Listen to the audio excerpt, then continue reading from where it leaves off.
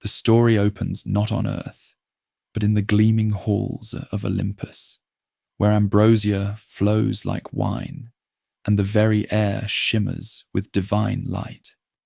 The immortals have gathered to celebrate the wedding of Peleus, greatest of mortal heroes, to silver-footed Thetis, most beautiful of the sea nymphs. Golden tables groan under celestial feasts, and the muses sing of love, triumphant over fate. Yet even in this moment of joy, the seeds of catastrophe take root. Into this divine celebration comes Eris, goddess of discord, her face twisted with spite at her exclusion from the festivities. She has nursed her anger through long ages, and now she will have her revenge upon the proud Olympians. From her robes she draws a golden apple, perfect in its beauty, its surface inscribed with words that will doom generations, for the fairest. The apple arcs through the perfumed air and rolls between three goddesses, each convinced of her own supreme beauty. Hera, queen of heaven, reaches for the prize with regal authority. Has she not ruled beside the king of the immortals? Does not all creation bow before her majesty? But Athena, grey-eyed goddess of wisdom and war, born from Zeus's very skull, contests the claim. She who guides heroes and grants victory surely surpasses mere queenly dignity. Yet Aphrodite, golden goddess of love and beauty, laughs at both their pretensions. Beauty itself stands before them. How can carved stone and cold wisdom compare to the power that brings all creation to its knees? The three goddesses turn to Zeus, expecting his judgment. But the Lord of Olympus has not ruled heaven for eons without learning wisdom. To choose between his wife, his daughter, and the goddess who holds sway over his own heart would bring civil war to the divine realm. With calculated diplomacy, he declares that such beauty can only be judged by mortal eyes, unclouded by celestial politics. On the slopes of Mount Ida, far from Troy's marble halls, the shepherd prince Paris tends his father's flocks in pastoral innocence. He has been raised in ignorance of his royal birth, for prophecy declared that Priam's son would bring destruction to his city. The old king, unable to kill his own child, had ordered the infant exposed on the mountain, but kindly shepherds found and raised him. Now grown to manhood, Paris possesses the beauty of a young deity, with eyes like dark wine and hands gentle enough to soothe the wildest beast. When Hermes descends with his divine charges, the very air around Paris shimmers with otherworldly beauty. The three goddesses stand before him in glory that should blind mortal eyes, yet each veils her full radiance lest the young shepherd be struck dead. They demand his judgment, and each offers bribes that would tempt the wisest king. Hera, in her majesty, promises dominion over all the lands of earth. Choose me, she declares, and you shall rule from the rising to the setting sun. Kings shall bow before your throne, and your empire shall span the world. Her words paint visions of golden cities and armies marching at his command. Athena, her grey eyes gleaming with otherworldly intelligence, offers wisdom beyond mortal ken and victory in every battle. Choose me, she says, and you shall surpass all men in counsel and war. Your strategies shall never fail. Your spear shall never miss its mark, and poets shall sing of your victories until the stars grow cold. But Aphrodite steps forward with a smile that makes Paris's heart race like a trapped bird. Her beauty touches something deeper, the longing that drives all living things, the sweet madness that makes life worth living. Choose me, she whispers, and I will give you the love of the most beautiful woman in all the world. Helen of Sparta surpasses all mortal women, as the sun surpasses the stars. She shall be yours, and in her arms you will know joy beyond imagining. Paris, his judgment clouded by youth and desire, awards the apple to Aphrodite. In that moment, the fate of two great cities is sealed.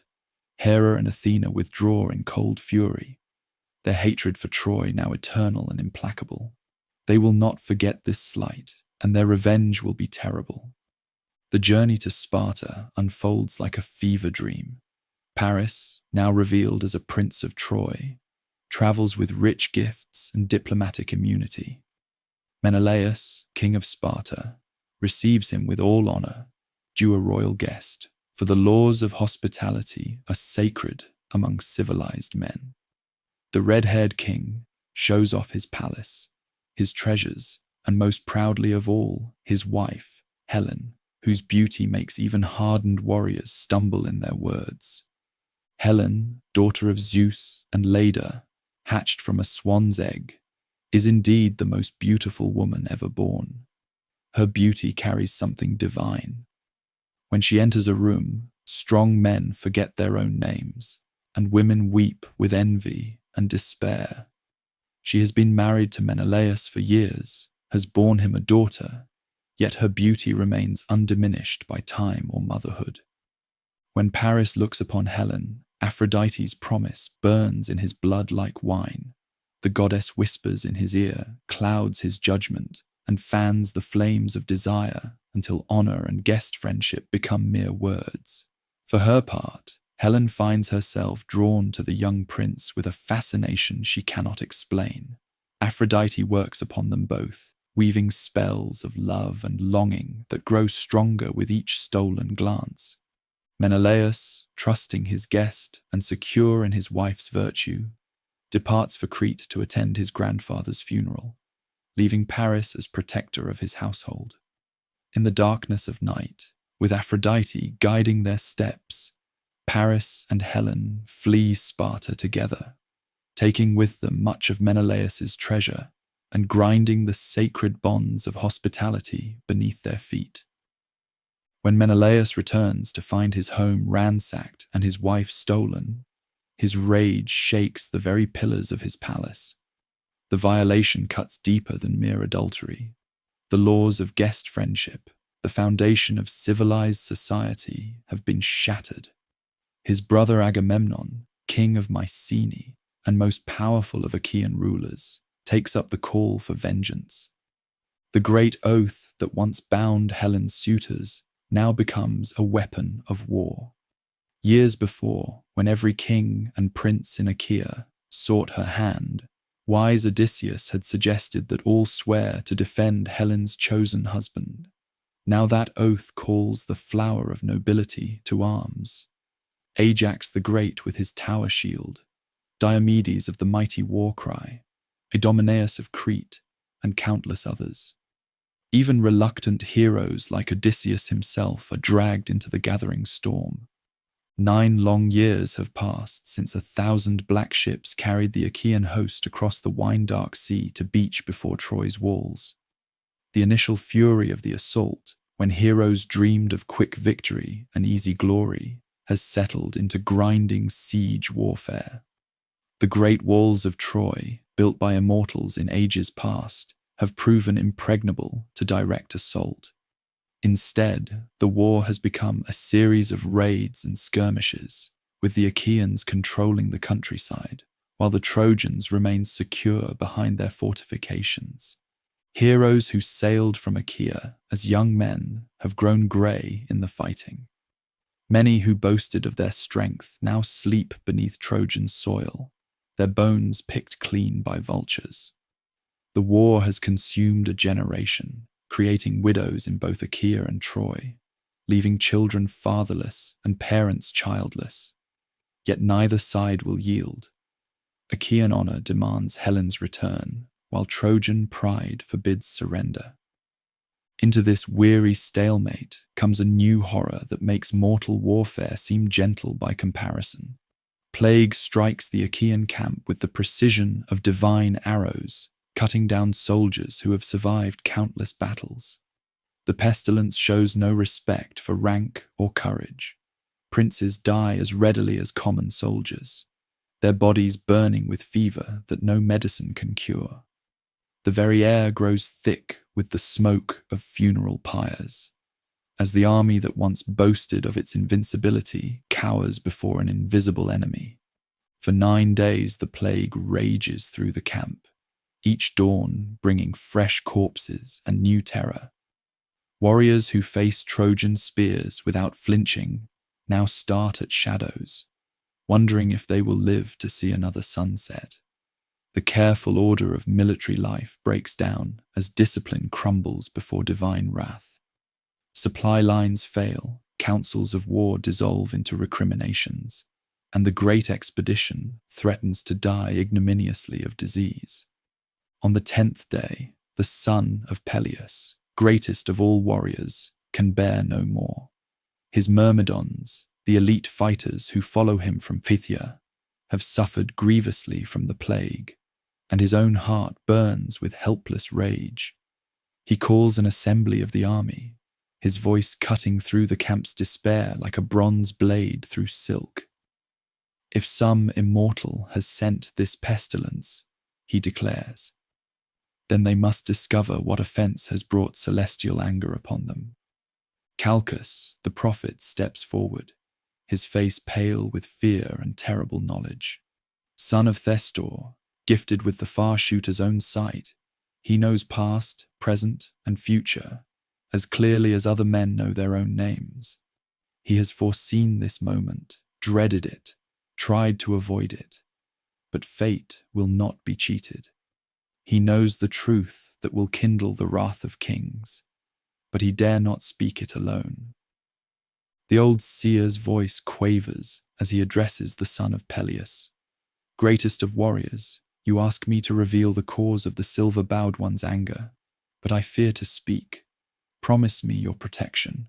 Swear by all the heavenly powers that you will defend me, for my words will bring the fury of one who rules many Achaeans. His eyes dart toward the king's pavilion, and his meaning is clear to all who watch. The hero, his young face fierce with purpose, swears the oath without hesitation. Speak without fear, old man. While I live and see the light upon this earth, no one shall lay heavy hands upon you beside the hollow ships. No one of all the Achaeans, not even if you name the king himself, who now claims to be greatest among us. The words ring with absolute conviction, and Calchas takes courage from the young champion's promise. The truth, when it comes, falls upon the assembly like a thunderbolt. The far shooter, lord of the silver bow, has loosed these arrows of plague, because King Atreus' son has dishonored Chryses, priest of the archer deity. The old priest had come to the Achaean camp bearing rich ransom for his daughter Chryseis, prize of the king's spear. With tears streaming down his weathered cheeks, Chryses had begged for his child's return, calling upon his patron's name and offering gold enough to buy a city. But the king, secure in his power and drunk on the wine of victory, had spurned the old man with words sharp as bronze.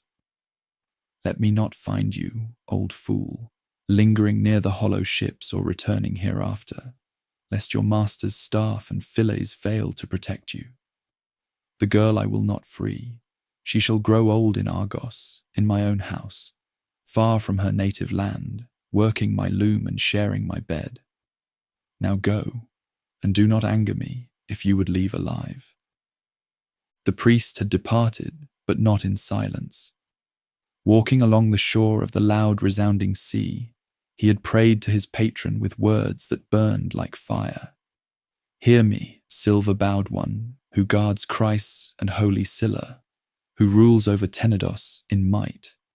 If ever I crowned your temple with garlands, if ever I burned rich thigh bones of bulls and goats upon your altar, grant me this prayer. Let the Achaeans pay for my tears with your arrows. And the archer deity had heard his servant's prayer. Down from Olympus he had come like the night itself, his silver bow upon his shoulder, his quiver full of groaning arrows. First he struck the mules and swift dogs, then turned his deadly shafts upon the men themselves. The funeral fires burned continuously, and the Achaean host began to waste away beneath the immortal's implacable wrath. Now Calchas's revelation hangs in the air, like smoke from the funeral pyres. The solution is clear but bitter. Chryseis must be restored to her father without ransom, and sacred hecatombs must appease the offended deity. Every eye turns to the son of Atreus, waiting for the king's response, knowing that royal pride will war with military necessity. The king's face darkens like a storm cloud as rage fills his heart. The public humiliation cuts deeper than any Trojan spear, for a ruler's honor is his life, and to yield his prize before the assembled army is to confess weakness. Yet he cannot deny the truth of Calchas's words. The plague speaks louder than any argument. Through gritted teeth, he agrees to give up Chryseis, but his next words ignite a greater fire than the far shooter's arrows ever kindled. "I will give up the girl," the king declares, his voice hard as iron. "But I shall not be the only one among the Danaans to go without a prize. That would not be fitting. You all see that my prize is going elsewhere. But come, give me a prize immediately, or I alone of the Argives will be without one. And that is not proper either." His eyes, bright with malice and wounded pride, fall upon the son of Peleus. The greatest warrior sits silent among his captains, but the king sees in him both threat and opportunity. Here is the man whose glory outshines even royal radiance, whose prowess makes other heroes seem like children playing at war. "Perhaps I shall take your prize, son of Peleus," the king continues, his words dropping like stones into still water. "The lovely Briseis. I shall take her and go, and whoever loses his prize will be angry." The confrontation that follows will echo through the ages, sung by poets yet unborn, and whispered around campfires when the world grows old. The hero rises to his feet, his young face terrible in its fury, his voice cutting through the assembly like a sword through silk. The insult burns in his heart like molten bronze. To lose Briseis, his prize of honor, his comfort in this bitter war, is to be diminished before all the world. "You shameless one, clothed in impudence," the hero's words ring across the silent assembly. "How can any of the Achaeans obey you willingly, whether to go on a journey or to fight strongly in battle? I did not come here to fight because of the Trojan spearmen. They have done nothing to me. They have never driven away my cattle or horses, never destroyed my harvest in fertile Phthia. For between us lie many shadowy mountains and the resounding sea. But you, shameless one, we followed to please you, to win honor for Menelaus and yourself from the enemy. You do not regard this. You do not care." The young hero's voice rises as his anger grows, each word a javelin thrust at the king's authority. "Never do I receive a prize equal to yours when the Achaeans sack some well-inhabited city. My hands do the greater part of furious war, but when the distribution comes, your prize is far greater. While I go to my ships with some small thing, dear to me, when I am weary from fighting. Now I shall go to Phthia, since it is much better to return home with my beaked ships than stay here dishonored, piling up wealth and riches for you." The king's response comes swift as an arrow, his own royal fury matching the young warrior's rage. "Flee then, if your heart urges you. I shall not beg you to stay for my sake. Others remain with me, who will honor me, especially the counselor. You are most hateful to me, of the kings nurtured by Zeus, for strife is always dear to you, and wars and battles. If you are very strong, an immortal gave you that strength. Go home with your ships and your companions, and lord it over your myrmidons. I care nothing for you. I pay no heed to your anger. But this I declare. As the far shooter takes away Chryseis from me, I shall take lovely-cheeked Briseis, going myself to your hut, so that you may know well how much greater I am than you." The king's words strike the hero like physical blows, and for a moment it seems he will do murder. His hand flies to the great sword at his side, its bronze blade singing as it clears the sheath by a finger's breadth. The assembly holds its breath, knowing that if the son of Peleus draws that blade, the king will die where he stands, and the Achaean cause will die with him. But in that crucial moment, unseen by all but the hero himself, Athena appears. The grey-eyed goddess, sent by Hera, who loves both heroes despite their quarrel, seizes the young warrior by his golden hair. Her touch is like ice and fire together, divine authority that cannot be denied, and her words ring in his mind alone. "I came from heaven to check your anger, if you will obey. Stay your hand, do not draw the sword. Revile him with words instead. For this I tell you, and it shall be accomplished. Hereafter 3 times as many glorious gifts shall be given to you because of this outrage." The sword slides back into its sheath with a sound like a sigh, but the damage is already done. The hero's words, when they come, carry the weight of prophecy, for his divine mother has granted him glimpses of what is to come. Wine-heavy man, with a dog's face and a deer's heart, you have never dared to arm yourself for battle with your people, nor to go in ambush with the best of the Achaeans. That seems like death to you. But I shall speak to you and swear a great oath. By this scepter, which shall never again bear leaves or branches, since it first left its stump in the mountains. This shall be a great oath for you. Some day a longing for the son of Peleus will come upon the Achaeans, all of them. And on that day you will not be able to help them, for all your grief when many fall dying before man-slaying Hector. Then you will tear your heart within you in anger that you did not honor the best of warriors. With these words, he hurls the golden scepter to the ground and stalks from the assembly, his closest companions following in his wake. The prophecy hangs in the air like the smell of blood, and even the king feels a chill touch his heart despite his royal rage. The taking of Briseis unfolds with the dignity of ritual and the pain of sacrifice. The girl herself, daughter of a priest of Artemis, says nothing as she is led from the hero's hut to the king's pavilion. Her eyes meet those of her captor turned protector one last time, and in that glance lies all the sorrow of women in wartime, passed from hand to hand like treasure, their own desires counting for nothing against the pride of men. As the sun sets over the wine-dark sea and the waves lap against the black hulls of the Myrmidon ships, the son of Peleus walks alone along the water's edge. His rage has cooled to something harder and more dangerous, a resolution that will reshape the war itself. He calls upon his divine mother, and silver-footed Thetis rises from the depths, like sea foam given form, her immortal beauty marked by sorrow, for she has already foreseen what her son will ask. "My child," she says, her voice like the whisper of waves on shingle, "why do you weep? What sorrow has come to your heart? Do not hide it, but tell me, so that we both may know."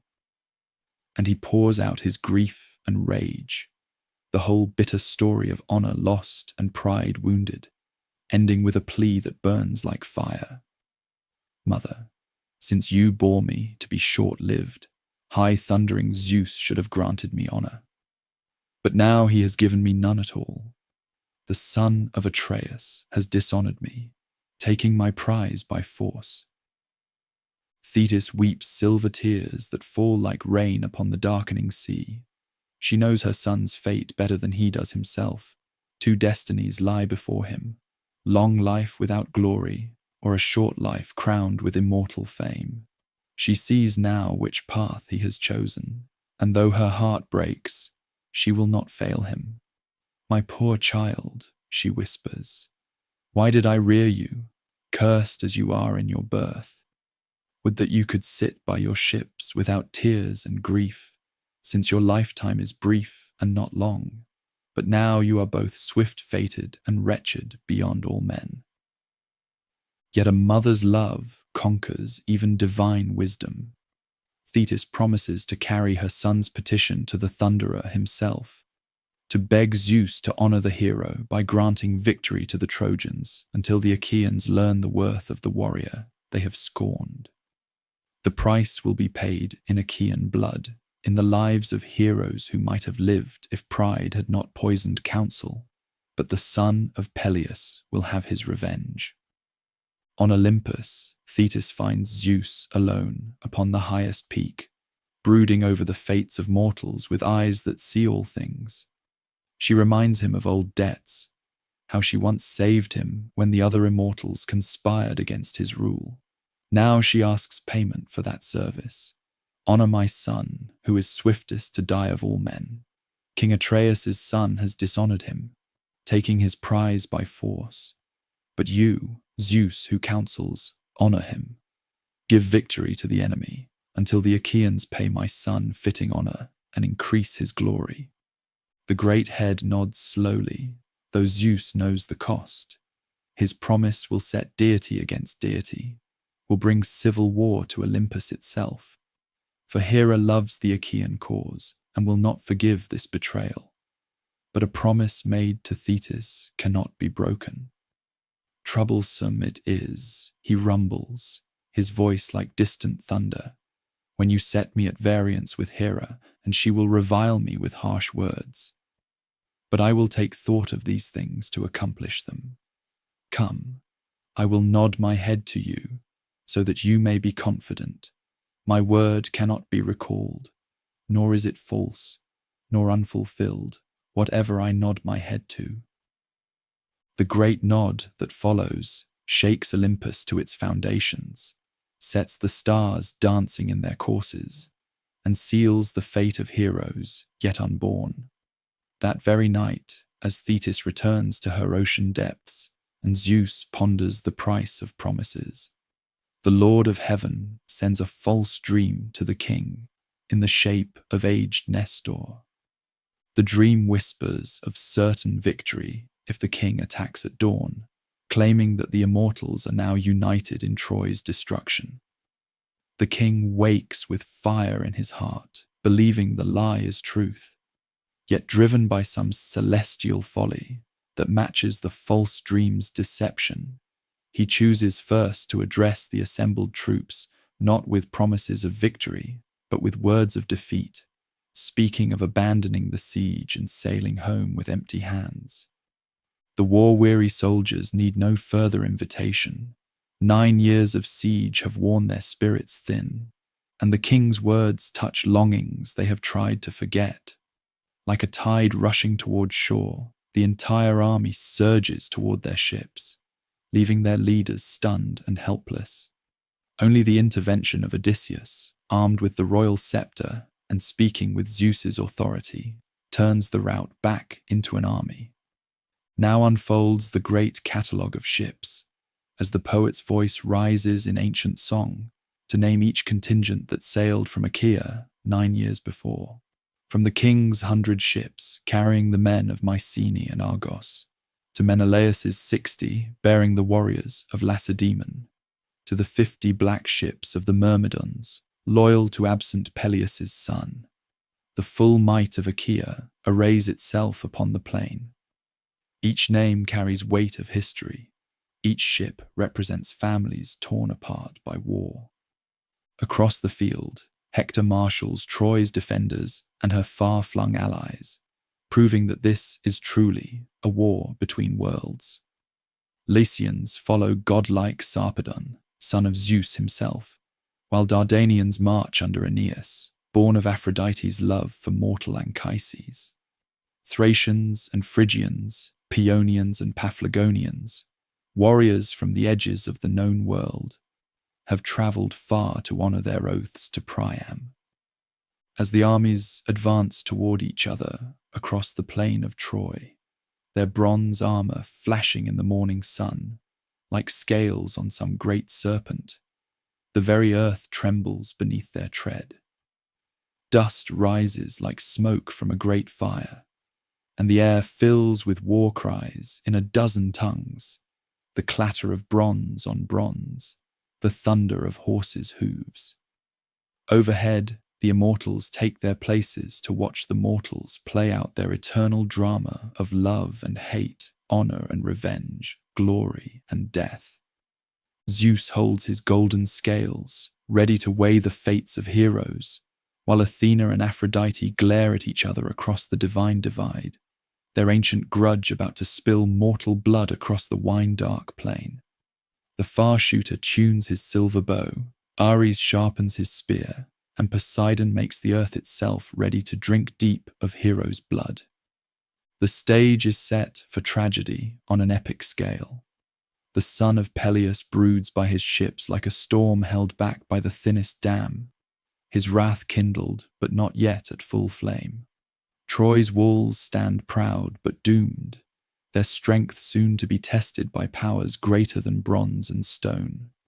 Helen watches from her tower, beautiful and cursed, the cause of war she never chose to start.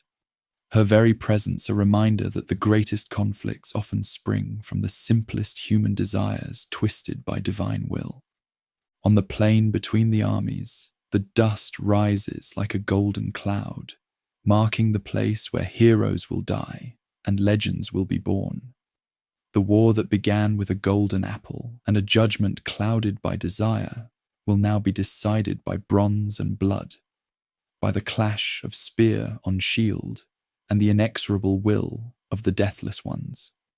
9 years of siege and sorrow have led to this moment, and now the true test begins, not just of Achaean against Trojan, but of mortal pride against divine purpose, of individual will against the turning of fate's great wheel. The armies stand poised like waves before the storm breaks, bronze glinting under the morning sun as dust clouds mark their advance across the plain. But before the inevitable clash, fate intervenes through the voice of Alexandros himself. The prince who began this war steps forward from the allied ranks, his leopard skin cloak flowing behind him, twin spears gleaming in his hands. His beauty remains unmarred by 9 years of siege, yet something has changed in those dark eyes, perhaps the weight of countless deaths laid at his feet. With the bold arrogance that first won him the daughter of Zeus's heart, the shepherd prince challenges the bravest of the Danaans to single combat. His voice carries across the no-man's land between the armies, echoing off Troy's ancient walls. Come, you best of the Argives, and fight me man to man, for the daughter of Zeus and all her treasures. Let the immortals decide between us, and let the winner take all while our peoples swear binding oaths of peace. The challenge strikes the front rank like a thunderbolt.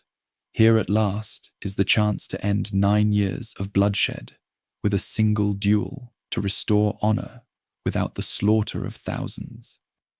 But when red-haired Menelaus steps forward, his bronze armor blazing with righteous fury, the shepherd prince feels his courage melt like wax before flame.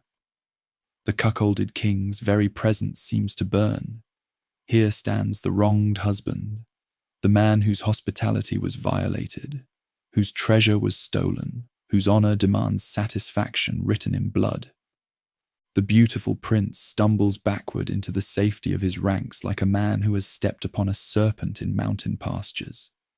His face goes pale as marble, and the spears fall from nerveless fingers. The sight of his cowardice sends a ripple of shame through the allied lines, while the Argives roar with mocking laughter. Even the daughter of Zeus, watching from Troy's high towers, must feel her heart sink at her lover's failure. But Hector, noblest of Priam's sons, cannot bear to see his brother's disgrace poison the army's courage. His rebuke cuts deeper than any enemy spear. Alexandros, you curse, beautiful to look upon but rotten at heart. Would that you had never been born or had died unwed before you brought this shame upon us all. Better that than to be a coward before the enemy, a thing for men to point at and despise. Do you think the flowing-haired Danans will say our champion is mighty because you have a fair face, though there is no strength in your heart? When you sailed in your shapely ships and gathered companions from foreign lands and brought back a beautiful woman from a distant country to be the wife of warriors, you became a curse to your father and city and all your people, a joy to our enemies, and a shame to yourself.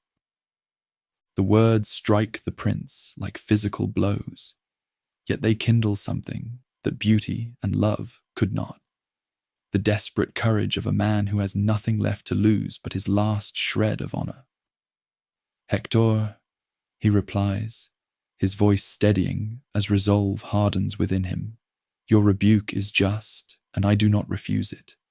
Your heart is like an axe that cuts through wood, never dulled by use. But do not throw the lovely gifts of golden Aphrodite in my face. The glorious gifts the deathless ones give are not to be rejected, though mortals cannot choose them for themselves. Now, if you wish me to enter the lists and do trial by combat, make the other defenders and all the Argives sit down, and set me and war-loving Sparta's king to face each other between the armies for the daughter of Zeus and all her possessions. Whichever of us wins and proves superior, let him take all the wealth and the woman and lead her home. And let the rest of you swear faithful oaths of friendship. The proposal spreads through both armies like wildfire. Here is the solution that wise men have dreamed of. Let the guilty parties settle their account, while sparing the innocent thousands who have bled for their quarrel. Hector strides into the space between the armies, his great spear held crosswise to hold back the eager ranks, while heralds race to bring the kings together. In Troy's highest tower, the daughter of Leda sits among her women, weaving a great purple web on which she depicts the struggles fought for her sake. The sound of approaching footsteps makes her look up to see aged Iris, disguised as her sister-in-law Laodice, bringing word that her husband and lover will face each other at last. Come, dear sister, the disguised goddess whispers, and see the wondrous thing. Those defenders and bronze-armored Danans, who just now carried sorrowful strife against each other on the plain, now sit in silence. The hostilities stopped, leaning on their shields, their long spears planted in the ground. But Alexandros and the red-haired king, dear to Ares, will duel with long spears for you, and you will be called the dear wife of whoever conquers. The beauty's heart stirs with longing sharp as pain, not for the prince or the Spartan king, but for her former home, her parents, her daughter Hermione left behind in Sparta. The celestial messenger has planted sweet homesickness in her breast, and she wraps herself in silver-white linen, letting fall tears like rain. With 2 handmaidens, she hastens to the Scaean gates, where Troy's elders sit like cicadas in a tree, their voices soft with age. When the old men see the world's most beautiful woman climbing the tower steps, they cannot help but murmur among themselves. Small blame that defenders and well-grieved Danaans should suffer long hardships for such a woman. She is terribly like the deathless ones to look upon. Even so, beautiful as she is, let her go in the ships and not remain here as a curse to us and our children hereafter. But Priam, king of Troy, calls her to his side with gentle words. Come here, dear daughter, and sit beside me, so you may see your former husband and your kinsmen and friends. I do not blame you. I blame the celestial powers who brought this tearful strife upon us. Tell me, who is that huge man among the Danaans, goodly and great? Others are taller by a head, but I have never seen one so beautiful, or so royal. Surely he looks like a king. Thus begins the Tychoscopia, the viewing from the walls, as the daughter of Zeus identifies the heroes for the king. That is the son of Atreus, wide-ruling Agamemnon, she says, her voice heavy with memory. Both a good king and a strong spearman. He was my husband's brother. Shameless that I am, if indeed that was ever true. The old king marvels at the sight of so many ships and men gathered for one woman's sake. And who is that other one? Priam asks. Shorter than the king by a head, but broader in the shoulders and chest. His armor lies on the bountiful earth, but he ranges through the ranks of men like a ram among sheep.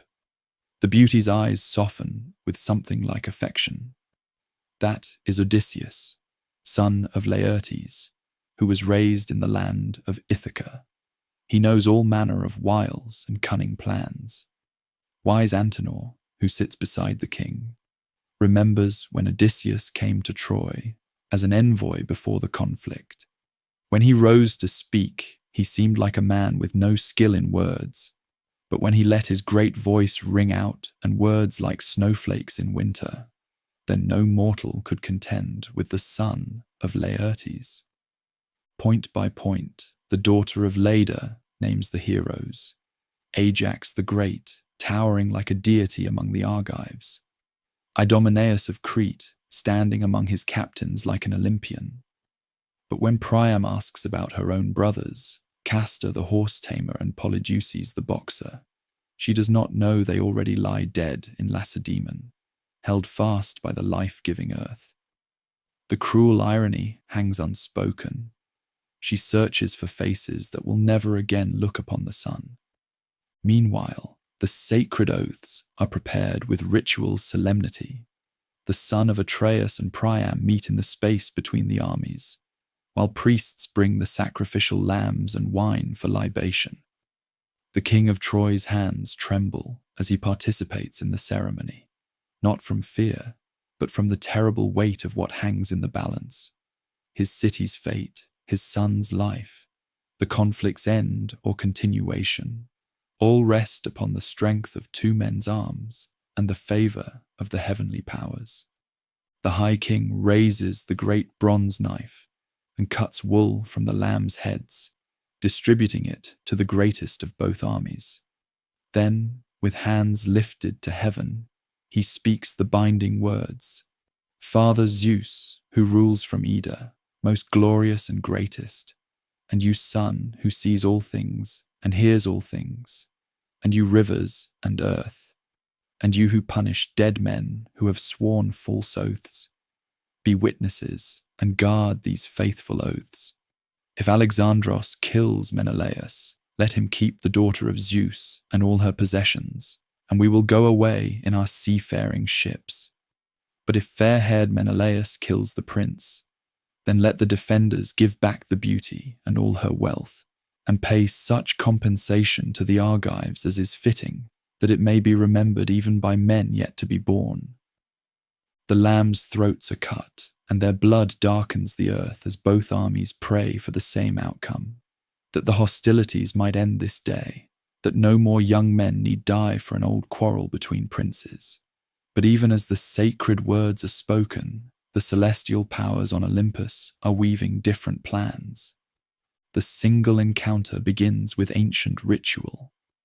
Hector and Odysseus mark out the ground and shake lots in a bronze helmet to determine who will cast the first spear.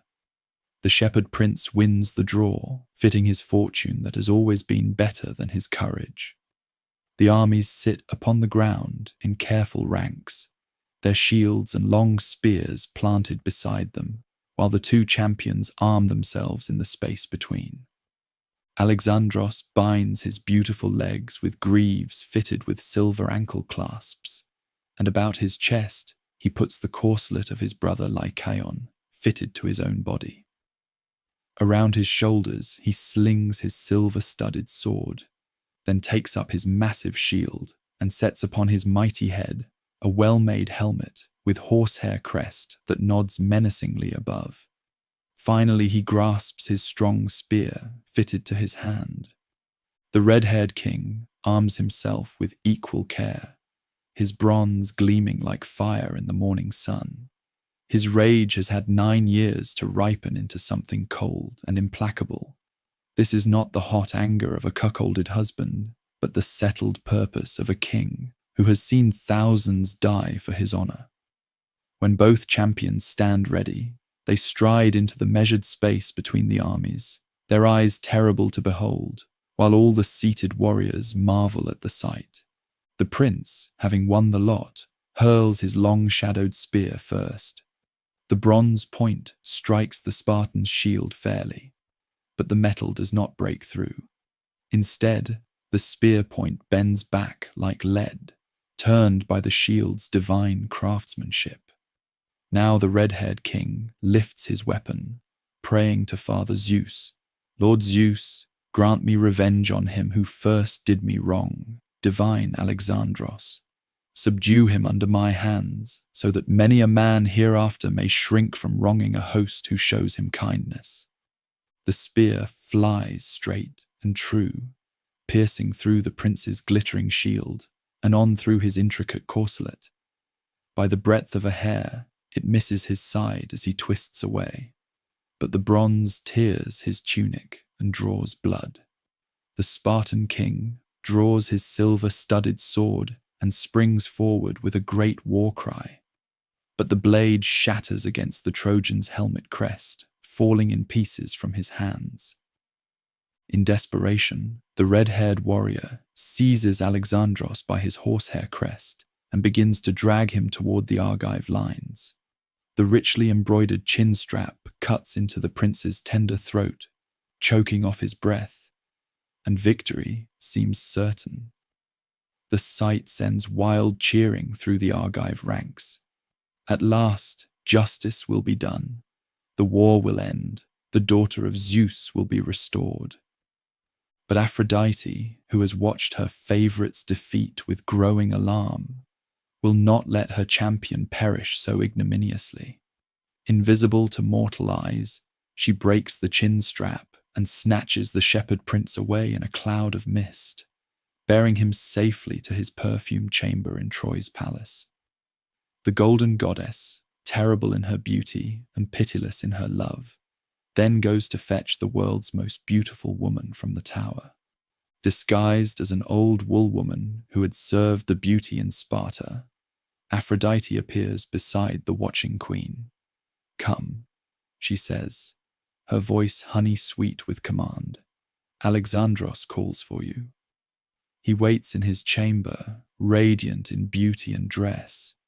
You would not think he had just come from fighting, but rather that he was going to a dance, or had just stopped dancing and was resting. The daughter of Zeus recognizes the goddess despite her disguise. The beautiful neck, the lovely breasts, the sparkling eyes give her away. Terror and anger war in the queen's heart as she responds, "Strange divinity, why do you wish to beguile me? Will you carry me yet further away to some well-inhabited city of Phrygia or lovely Maeonia, if there too you have some mortal man dear to your heart? Is it because the red-haired king has now conquered godlike Alexandros and wishes to take me, hateful as I am, back home with him, that you now stand here with treacherous intent? Go sit beside the prince yourself. Renounce the ways of the immortals. Never let your feet carry you back to Olympus, but always be troubled about him and guard him until he makes you his wife, or perhaps his slave. I will not go there, it would be shameful, to share his bed." But the goddess's wrath is terrible to behold.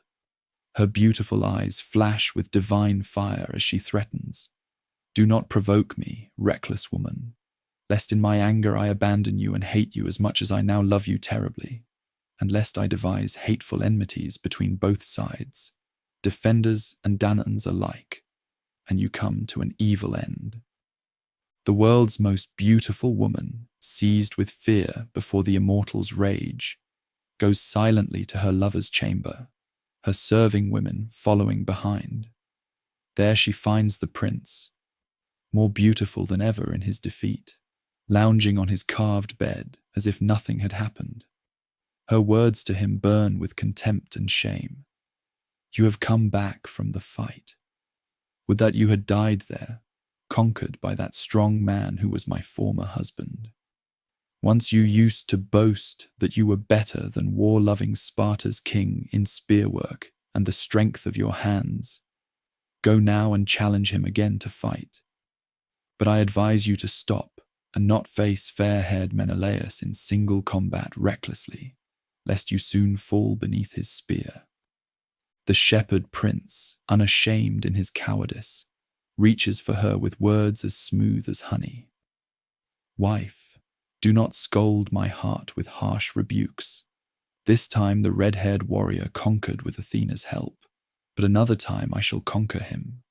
We too have gods on our side.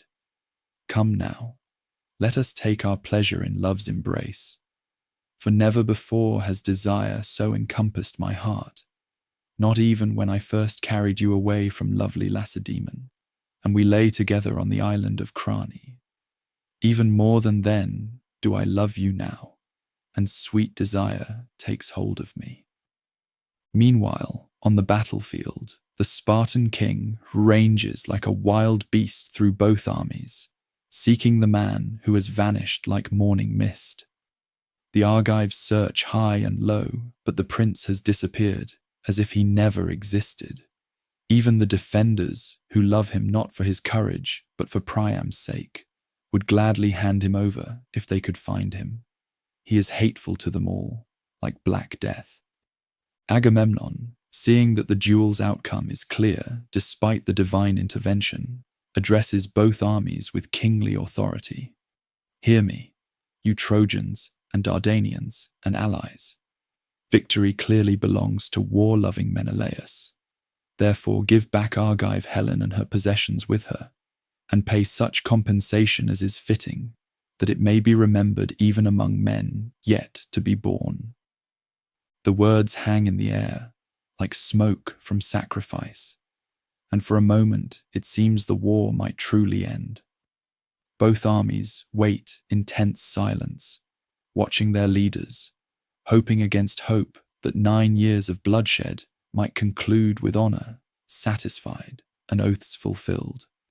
But the immortals have different plans, and on Olympus, Zeus speaks words that will shatter the fragile peace like bronze striking stone. Hera and Athena are Menelaus's helpers, the cloud-gatherer observes to the assembled deities, yet they sit apart and take pleasure in watching, while laughter-loving Aphrodite always stands by Paris and wards off his doom, and now has saved him when he thought to perish. But since the victory belongs to war-loving Menelaus, let us consider how these things shall be, whether we should again stir up evil war and the dread din of battle, or put friendship between both sides. If this would be welcome and pleasing to all, then the city of King Priam might remain inhabited, and Menelaus would take Argive Helen back to his home.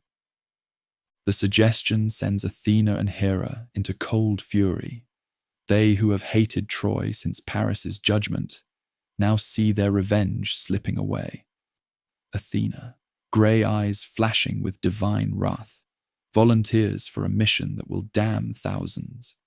Father, do not make my labor vain and fruitless. The sweat I sweated when my horses grew weary from gathering the host against Priam and his sons. Do as you will, but we other immortals do not all approve. Zeus, bound by his promise to Thetis but seeking to appease his wife and daughter, grants Athena leave to break the truce. Go quickly to the army of Trojans and Achaeans, and try to make the Trojans first break their oaths and do harm to the glorious Achaeans. The command is all the war goddess needs, like a star that Zeus hurls from heaven as a portent to sailors, or a wide army of men, bright and showering sparks around it. So Athena speeds down and plunges into the midst of the troops. Wonder seizes both armies as they watch the divine fire streak across the sky, and men murmur among themselves, Either there will be evil war again and the dread din of battle, or Zeus is putting friendship between both sides, he who is the dispenser of war among mortals. Athena, disguised as Laodocus, son of Antenor, seeks through the Trojan ranks until she finds Pandarus, son of Lycaon, a skilled archer whose bow was crafted from the horns of a wild ibex he himself had slain. The goddess appears beside him with honeyed words of treachery. Would you now listen to me, wise son of Lycaon? Then you would dare to shoot a swift arrow at Menelaus. You would win favor and glory from all the Trojans, and especially from Prince Paris. From him above all, you would receive glorious gifts if he should see war-loving Menelaus struck down by your arrow and laid on the sorrowful funeral pyre. Come then, shoot an arrow at glorious Menelaus, but vow to Apollo, the wolf-born lord of archery, that you will sacrifice a glorious hecatomb of firstling lambs when you return home to the city of sacred Zelea. The fool Pandarus listens to Athena's counsel, dooming himself and his people. He uncovers his polished bow and strings it, then selects his finest arrow, black with pain and suffering yet to come. In secret, hidden by his companions' shields, he draws the bovine string to his breast and the iron arrowhead to the bow. When the great curved bow is drawn full circle, the bow sings and the arrow flies, keen to reach its mark. But you, Menelaus, were not forgotten by the blessed immortals. Athena herself, who had prompted the treachery, now stands before you to ward off the bitter arrow. As a mother brushes a fly from her sleeping child, so the goddess turns the shaft aside. She guides it to where the golden buckles of his belt come together, and the doubled corselet offers protection. The arrow strikes the fitted belt and passes through the intricate corselet and the guard he wore beneath to protect his flesh. This served him best as a barrier against the bronze. Even so, the arrow grazes his skin and dark blood flows from the wound. As when a woman stains ivory with purple dye, some Maionian or Carian woman, to make a cheek-piece for horses, and it lies in a chamber while many horsemen long to bear it away. But it is laid up as a prize for a king, both an ornament for his horse and a glory for the charioteer. Even so, Menelaus, were your shapely thighs stained with blood, and your legs beneath, and your beautiful ankles. The sight of blood flowing from their king strikes terror into the Achaean ranks, while wild joy surges through the Trojans. But when Menelaus sees that the wound is shallow, the bronze point having barely broken skin, his courage returns like wind filling a sail. Still, Agamemnon groans when he sees the dark blood, and war-loving Menelaus himself groans too. The king's lament echoes across the plain as he clasps his brother's hand. Dear brother, it was your death I swore in making this covenant, setting you alone before the Achaeans to fight the Trojans. So the Trojans have struck you down and trampled on the faithful oaths. Yet the oath and the blood of lambs and the unmixed wine and the right hands in which we trusted shall not be vain. If the Olympian does not fulfill them now, he will fulfill them later, and they shall pay a great price, with their own heads and their wives and children. For I know this well in my heart and soul. The day will come when sacred Troy shall perish, and Priam and the people of Priam, of the good ashen spear.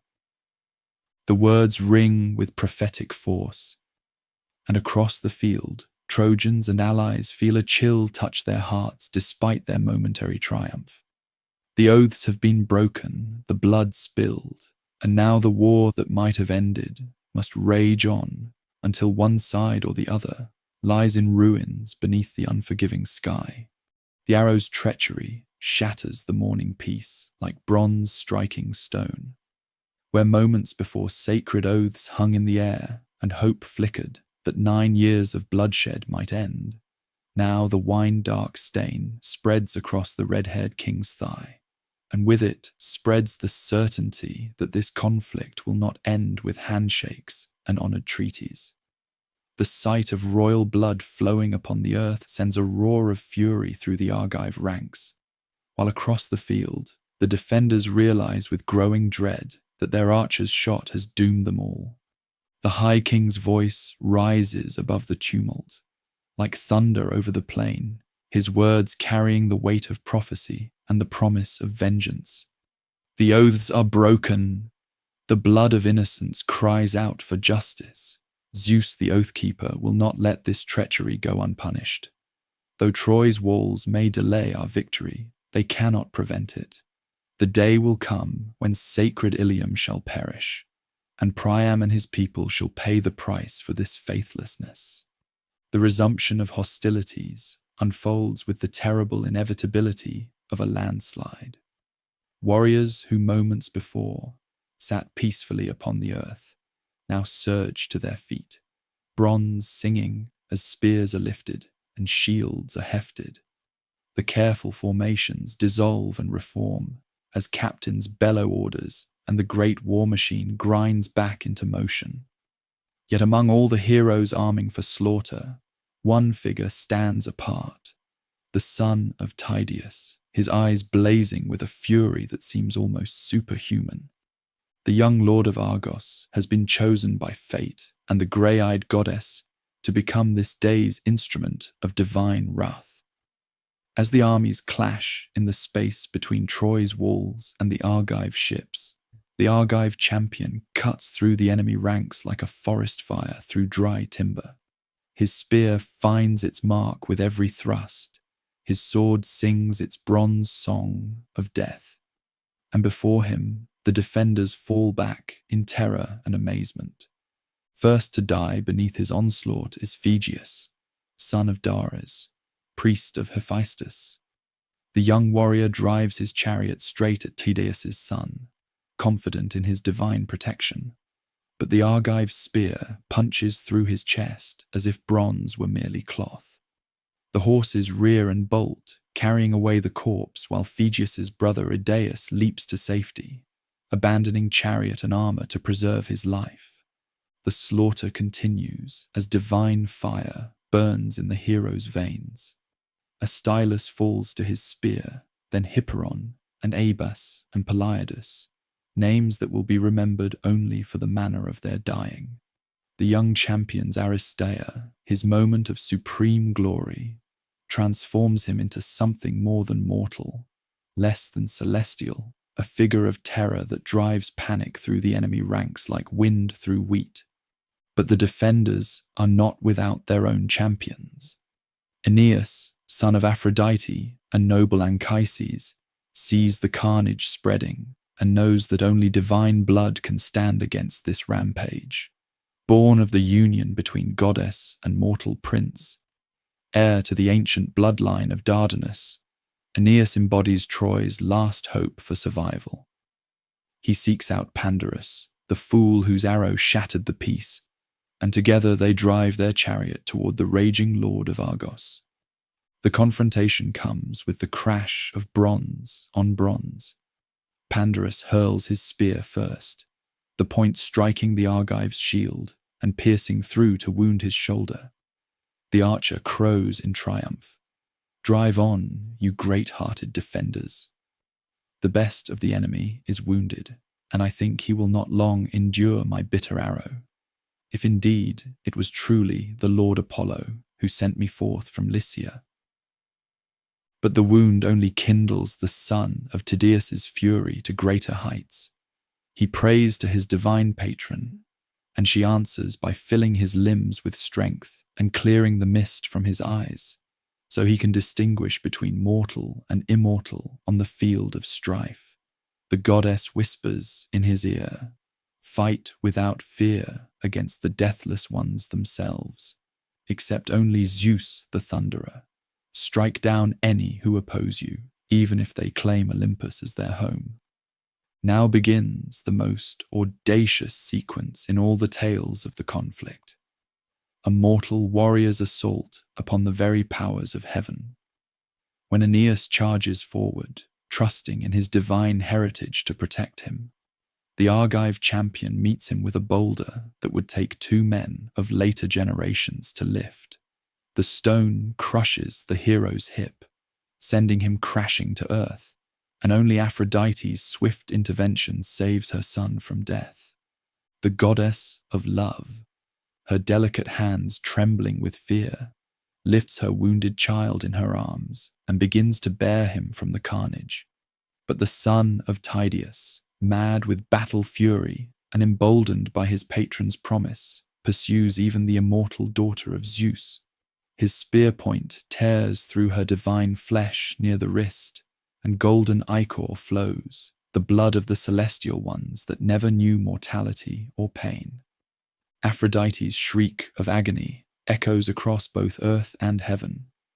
She drops Aeneas and flees toward Olympus, her wounded hand clutched to her breast, while her son lies helpless on the bloody ground.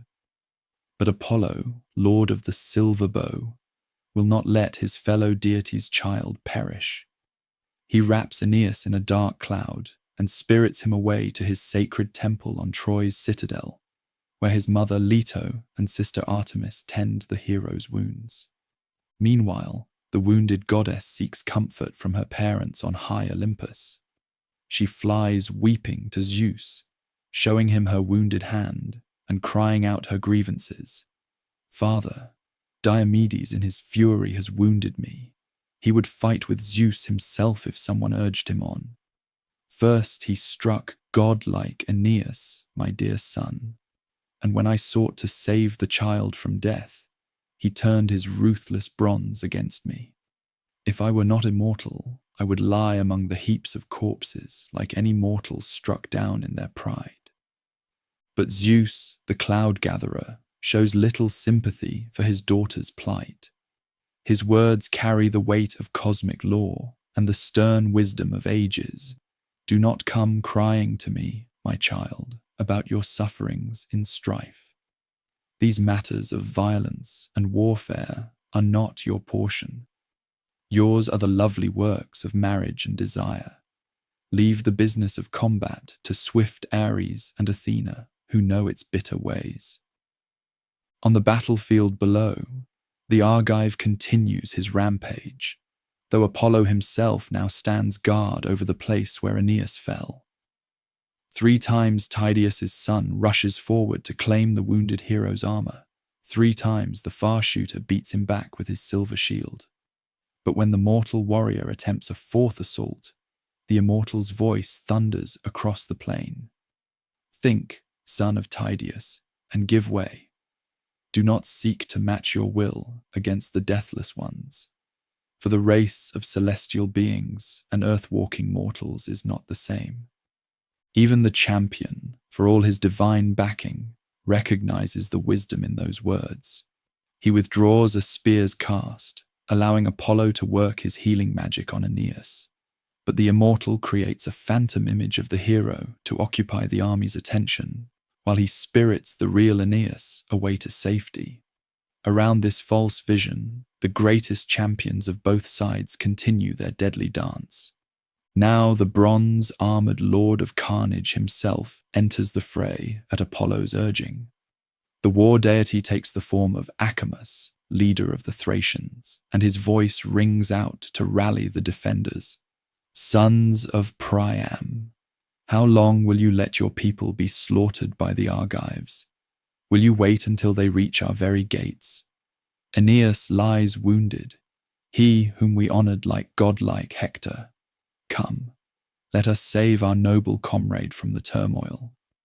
The immortal's words kindle fresh courage in hearts grown weary with long warfare. Sarpedon, the divine son of Zeus, who leads the Lycian contingent, seeks out Hector and reproaches him with stinging words. "Hector, where has your courage gone? You once said you could hold this city with only your kinsmen and brothers-in-law, without allies or help from abroad. But now I cannot see any of them. They cower like dogs around a lion. We who are your allies must do the heavy fighting, and I have come from far Lycia, from the banks of eddying Xanthus, where I left my dear wife and infant son, and many possessions that the needy covet. Yet still I urge on my Lycians, and am eager to face any warrior in single combat, though I have nothing here that the Argives might capture or carry off. But you just stand there and do not even urge your people to make a stand and defend their wives and children. The rebuke stings Hector like a whip across the face, for he knows the truth in Sarpedon's words. The greatest of Priam's sons has been fighting more like a careful general than the inspired champion his people need. But now shame and honor war in his breast, and honor wins the day. He leaps down from his chariot, brandishing his sharp spears, and ranges through the host on foot, urging his men forward into the clash of bronze. As the tide of conflict surges back and forth across the plain, Zeus weighs the fates of heroes in his golden scales. The balance tips now toward the Argives, now toward the defenders, as mortal courage and divine favor ebb and flow like wine in a mixing bowl. Heroes fall on both sides. Cleptolemus, son of mighty Heracles, meets Sarpedon in single combat and dies with the Lycian spear through his thigh, though not before his own bronze finds its mark in the Zeus-born warrior's shoulder. The carnage might have continued until sunset painted the sky red as blood, but the grey-eyed goddess has other plans. She sees that Ares himself fights among the defenders, lending his terrible strength to their cause, and she knows that mortal courage alone cannot stand against such divine opposition. Swift as thought, she speeds to the place where Diomedes fights, still dripping with divine ichor from his assault on Aphrodite. "Son of Tydeus," Athena speaks, her voice honey-sweet with deadly purpose. "Why do you hold back from facing Ares himself? I myself will guide your spear and drive your chariot. Do not fear the raging war god, that changeable madman, that thing of evil who promised both Hera and me that he would fight against the defenders and aid the Argives, but now has turned to help the enemy instead." With these words, she seizes the reins of his chariot and drives straight toward the bronze-armored deity. Ares, seeing them approach, abandons his current victim and hurls his bronze spear at Diomedes. But Athena turns the weapon aside with her hand, and now the son of Tydeus drives forward with his own spear. The goddess guides the point to where the war god's belt is fastened, and the bronze tears through divine flesh and sinew. The immortal's bellow of pain shakes earth and heaven alike, loud as 9,000 or 10,000 men crying out in the turmoil of strife. Both armies fall flat upon the ground in terror at the sound, and the wounded deity flees to Olympus faster than storm winds, his divine essence streaming behind him like a dark cloud. There he complains bitterly to Zeus about his fellow immortal's favoritism, but receives only cold comfort from his father, who has little love for his son's delight in warfare and tumult. With both Aphrodite and the war power withdrawn from the field, the balance shifts decisively toward the Argive cause. The son of Tydeus and his companions press their advantage, driving the defenders back toward Troy's walls with terrible slaughter. The gates of the city echo with the cries of women and children as word spreads that the enemy draws near, that the walls themselves might not hold against this divinely inspired assault. But as the shadows lengthen and the sun begins its descent toward the western peaks, even the Argive champion feels the weight of mortality upon his shoulders. The divine fire that his patron kindled in his veins slowly fades, leaving him still mighty but no longer the superhuman terror he had been. He withdraws from the front ranks, allowing other heroes to take up the burden of leadership, knowing that this day's glory will be sung by poets for generations yet unborn. The first day of renewed warfare ends with neither side able to claim decisive victory. The Argives have pushed closer to Troy's walls than ever before, but the city still stands unconquered. The defenders have seen their champions bloodied and their divine protectors driven from the field, yet they still draw breath and can still hope for tomorrow's redemption. As darkness falls and the funeral pyres begin to burn for the day's casualties, both sides count the cost of broken oaths and shattered truces. Hector stands upon Troy's walls, gazing out at the Argive campfires that dot the plain like fallen stars, and knows that greater trials lie ahead. Somewhere beyond those flickering lights, Achilles still broods beside his ships, his wrath unabated and his spear still unused. The greatest reckoning is yet to come, and when it arrives, neither mortal strength nor divine favour may be enough to turn aside the doom that hangs over Troy like storm clouds heavy with rain. The wind carries the smoke of the funeral pyres across the darkening plain, mixing the ashes of Argive and defender alike until none can tell friend from foe in death's democracy. Tomorrow will bring fresh violence, new heroes to the fore, and perhaps the beginning of the end for one side or the other. But tonight, in the brief respite between one day's slaughter and the next, even warriors must rest. Even heroes must close their eyes and dream of homes they may never see again. The sun sets like a bronze shield, lowered behind the western mountains, painting the plain of Troy in shades of blood and gold. As darkness spreads across the battlefield like a shroud, both armies count the day's grievous toll. The Argive campfires flicker like fallen stars along the shore, while Troy's walls loom black against the star-scattered sky, their defenders nursing wounds and shattered hopes. In the Argive council tent, the greatest kings of Hellas gather around guttering torches, their faces grave with the weight of mounting losses. The son of Atreus stands before them, his royal authority dimmed by the day's reverses. Where once he spoke with the confidence of certain victory, now his words carry the bitter taste of desperation. Friends, leaders, and rulers of the Argives, the High King begins, his voice heavy with unspoken fears. Zeus, the son of Kronos, has bound me fast in grievous blindness. Cruel God, who once promised me with a nod that I should sack well-walled Troy before returning home. Now he has devised evil deception and bids me return to Argos inglorious after losing many of my people. Such, I suppose, is the pleasure of Almighty Zeus, who has destroyed the citadels of many cities and will destroy others still, for his power is greatest of all. The words strike the assembled heroes like hammer blows, to hear their supreme commander speak of retreat, of abandoning 9 years of sacrifice and bloodshed, fills their hearts with dismay. Yet none can deny the truth behind his fears. The defenders grow stronger with each passing day, while their own forces dwindle like grain before the harvest.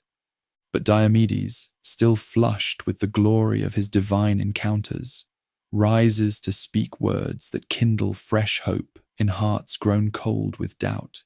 Son of Atreus, I will be first to oppose your folly, as is my right in the assembly, Lord, so do not be angry.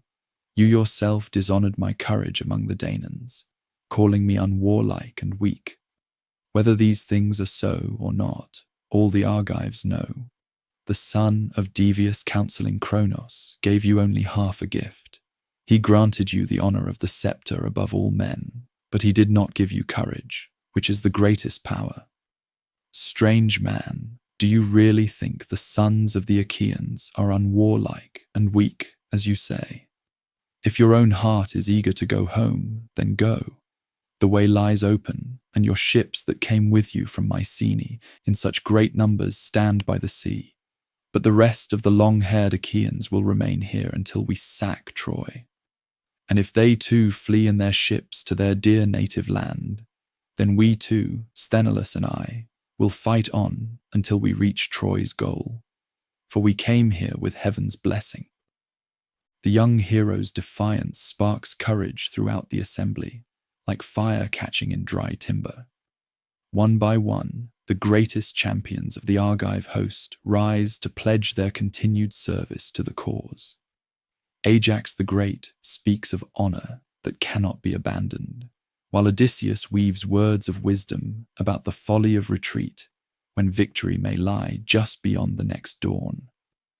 Even aged Nestor, whose counsel has guided 2 generations of warriors, lends his voice to the chorus calling for renewed effort. As the council breaks apart and the heroes disperse to their ships, the night brings no rest to either army. In the shadows between the camps, darker plans take shape.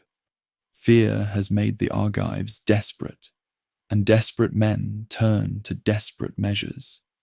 The need for intelligence burns like fever in their commanders' minds. They must know Troy's plans, discover her weaknesses, find some advantage that might tip the balance in their favor. Agamemnon calls together his most trusted captains in the deep watches of the night. The tent flickers with oil lamplight as he unfolds his scheme. We need eyes and ears within the enemy camp. Someone must penetrate their lines, discover their intentions, perhaps strike a blow that will shake their confidence. His gaze falls upon 2 figures who have never failed him in matters requiring both courage and cunning. The son of Tydeus steps forward first, his young face grim with purpose. Beside him stands Odysseus, the fox of Ithaca, whose mind works like a spider spinning webs of stratagem. Together they represent the perfect combination, divine blessed strength and mortal cleverness, the sword and the subtle word that together might accomplish what armies alone cannot. "We will go," the Argive champion declares, his voice steady as bronze. "But we go not merely as spies, but as agents of Troy's doom. If fortune favors us, we may return with more than mere intelligence." His companion nods, already weaving plans within plans, seeing possibilities that lesser minds cannot grasp. They arm themselves in darkness, choosing stealth over splendor. Gone are the gleaming bronze corselets and tall-crested helmets that mark them as nobles of the battlefield. Instead, they don dark cloaks and soft-soled boots, carry daggers rather than spears, become shadows rather than heroes. The transformation is complete when Odysseus places upon his head a leather cap reinforced with boar's tusks, a gift from his grandfather Autolycus, master of thieves and tricksters. The night swallows them as they slip from the Argive camp like wolves on the hunt. Behind them, their comrades settle into uneasy sleep, dreams troubled by visions of defeat and dishonor. Ahead lies the enemy camp, where Troy's allies keep their own watch against exactly such incursions. But the defenders too have felt the sting of desperation. In a tent pitched among the Thracian allies, young Dolon, son of Eumedes, makes his own bargain with fate. The youth is no warrior, slender and swift of foot rather than broad of shoulder, more fitted for running messages than fighting battles. Yet ambition burns bright in his heart, and he has heard King Hector's promise. Whoever penetrates the Argive camp and returns with intelligence of their plans shall receive the immortal horses of Achilles as his reward. The offer is beyond dreams for one of humble birth. Those divine steeds, gifts from the gods themselves, represent more than mere transportation. They are symbols of heroic glory, prizes that would elevate their owner to the ranks of legend. Dolon sees himself driving those magnificent animals through Troy's streets while crowds cheer his name, sees poets composing songs of his exploit, sees a future bright with unimaginable honor. He wraps himself in a wolf's pelt, its grey fur making him nearly invisible in the darkness, and sets out alone into the night. His mission mirrors that of his enemies: to spy, to gather intelligence, to return with secrets that might tip the balance of war. But where the Argive heroes move with the confidence of born killers, the young Thracian advances with the nervous energy of one who knows he is far from his element. The two missions converge in the darkness between the camps, like rivers flowing toward the same sea.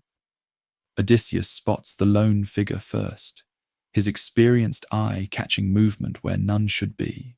He signals his companion, and together they melt into the shadows, predators scenting prey. The pursuit is brief and deadly. Dolon, for all his speed, cannot outrun men driven by divine purpose and mortal desperation.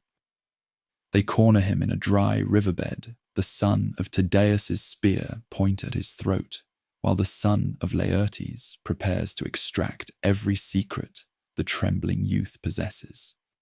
"Do not kill me," the young spy pleads, his voice cracking with terror. "My father is rich. He will pay you bronze and gold and wrought iron, treasure beyond counting if you spare my life." But his captors' faces remain hard as stone. They have not come for ransom, but for information, and they mean to have it all. Under their relentless questioning, the youth spills every secret he knows. He tells them of Hector's plans for the morning assault, reveals the positions of Troy's allied contingents, describes the layout of the enemy camp in detail that would make a spy master weep with joy. But most valuable of all, he speaks of the Thracian reinforcements that arrived after sunset. King Rhesus and his men camped apart from the main force, guarded by weariness and false confidence. "Rhesus came today from Thrace," he babbles, terror loosening his tongue beyond all caution. "His horses are the finest I have ever seen, whiter than snow, swift as the wind. His chariot is wrought with gold and silver, and his armor is a wonder to behold, golden and gleaming, too magnificent for mortal men to wear. And there is prophecy about him. If his horses drink from the river Xanthus and graze on Troy's plain, the city will never fall to Argive spears. The intelligence strikes his captors like lightning from Zeus himself. Here is opportunity beyond their wildest hopes. Not merely information, but the chance to strike a blow that might save the entire expedition. If the prophecy speaks truth, then preventing those horses from drinking Trojan water becomes more important than any conventional victory. They waste no time in debate.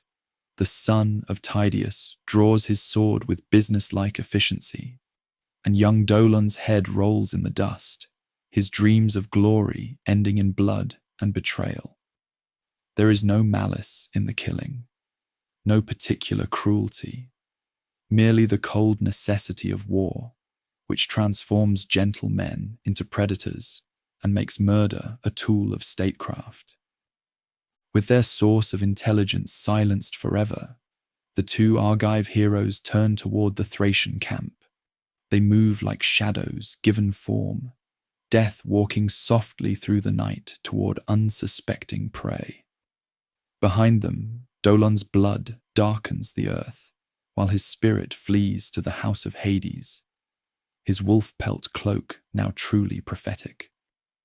The Thracian camp sleeps in blissful ignorance of approaching doom. King Rhesus lies in the center of his men, his magnificent horses tethered nearby, their white coats ghostly in the starlight. The exhaustion of a long journey has made his warriors careless. Sentries doze at their posts, weapons lie unstacked and ready, and the general mood speaks of men who believe themselves far from danger. The attack, when it comes, is swift and silent as plague. The son of Tydeus moves through the sleeping camp like death's own shadow, his sword drinking blood with each stroke. 12 men die without ever waking. their throats opened before dreams can give way to nightmare. Beside him, Odysseus works with equal efficiency but different tools. His dagger finds hearts with surgical precision, while his hands muffle any sound that might wake the sleeping. Rhesus himself dies as he lived, surrounded by magnificence but ultimately helpless before fate's decree. The king's golden armor proves no protection against bronze driven by divine will and mortal desperation. His last sight is of strange faces looming over him in the darkness, foreign warriors whose very presence means his prophecies will never be fulfilled. But the horses are the real prize. These magnificent beasts, white as fresh snow and swift as storm winds, represent more than mere transportation. They are the key to Troy's survival, the living embodiment of divine favor that must not be allowed to taste Trojan water. Odysseus leads them away with gentle words and expert handling, while his companion gathers the dead king's armor as proof of their success. The retreat through enemy lines proves as perilous as the advance. Troy's camp stirs with the first hints of discovery. A sentry calls out a challenge. Voices rise in alarm. The hunt begins, even as the hunters melt away into darkness. But fortune favors the bold, and the two heroes reach Argive lines, just as dawn touches the eastern horizon with fingers of rose and gold. Their return transforms the entire mood of the expedition. Where despair had taken root, hope now flowers, like spring grass after rain. The captured horses become symbols of renewed possibility, while Rhesus's golden armor serves as proof that even Troy's mightiest allies can be humbled by Argive courage and cunning. But victory in the shadows does not translate to triumph in the light. As the sun climbs higher and the armies form their battle lines once more, the fundamental mathematics of siege warfare remain unchanged. Troy's walls still stand unconquered, her defenders still draw breath, and the greatest champion of all, the son of Peleus, still broods beside his ships, his terrible strength unused in the common cause. The day's fighting unfolds with grim predictability. Heroes clash in single combat while armies surge back and forth across the blood-soaked plain. Wounds are given and received, brave men fall to feed the hungry earth, and poets gather material for songs that will outlive the singers themselves. Yet for all the sound and fury, neither side can claim decisive advantage. As evening approaches once more, both armies withdraw to lick their wounds and count their losses. The Argives have gained intelligence and struck a psychological blow, but they remain as far from victory as ever. The defenders have lost valuable allies and face the bitter knowledge that their enemies can reach even into their heartland. Yet their walls remain intact and their spirits unbroken. In his tent among the Myrmidons, Achilles hears reports of the night's adventure, with the detached interest of a god observing mortal struggles. The capture of Rhesus's horses, the death of Troy's ally, the renewed hope in the Argive camp, all these touch him no more than wind touches mountain stone. His wrath against Agamemnon burns as bright as ever. His resolve to remain apart from the common cause remains unshaken. Yet even the son of Peleus cannot escape the tide of events entirely. As the siege stretches toward its second decade, and heroes fall like leaves in autumn, the pressure mounts for him to set aside personal grievance for the greater good. Envoys will come, gifts will be offered, pleas will be made. But the greatest warrior of his age has chosen his path, and pride may prove stronger than wisdom in determining how this tale will end. The stars wheel overhead in their eternal dance, while mortal men below struggle with questions of honor and duty, love and hatred, life and death. Tomorrow will bring fresh violence, new heroes to the fore, and perhaps the beginning of the end for one side or the other. But tonight, In the brief respite between one day's bloodshed and the next, even warriors must rest. Even heroes must close their eyes and dream of homes they may never see again. The wind carries the scent of funeral pyres across the darkening plain, mixing the ashes of friend and foe until none can tell one from the other in death's democracy. Somewhere beyond the flickering campfires, a nightingale sings of sorrows yet to come, its voice lost in the vast indifference of the star-scattered sky. The morning sun rises like a blood-red eye over the plain of Troy, illuminating a scene of carnage that grows more desperate with each passing day. The Argive position, once secure behind their ramparts and close to their ships, now trembles on the edge of complete disaster. Hector has driven the invaders back to their very vessels, his bronze spear painting arcs of death across the narrow space between sea and fortification. The great wall that the Argives built to protect their camp, those mighty stones dragged from the hills, those ramparts blessed by their priests, lies breached in 3 places. Through these gaps pour the defenders like a tide of bronze and fury, their war cries echoing off the black hulls of ships that carried dreams of glory, but may soon carry only ashes and defeat. Smoke rises from burning vessels as Trojan firebrands find their mark.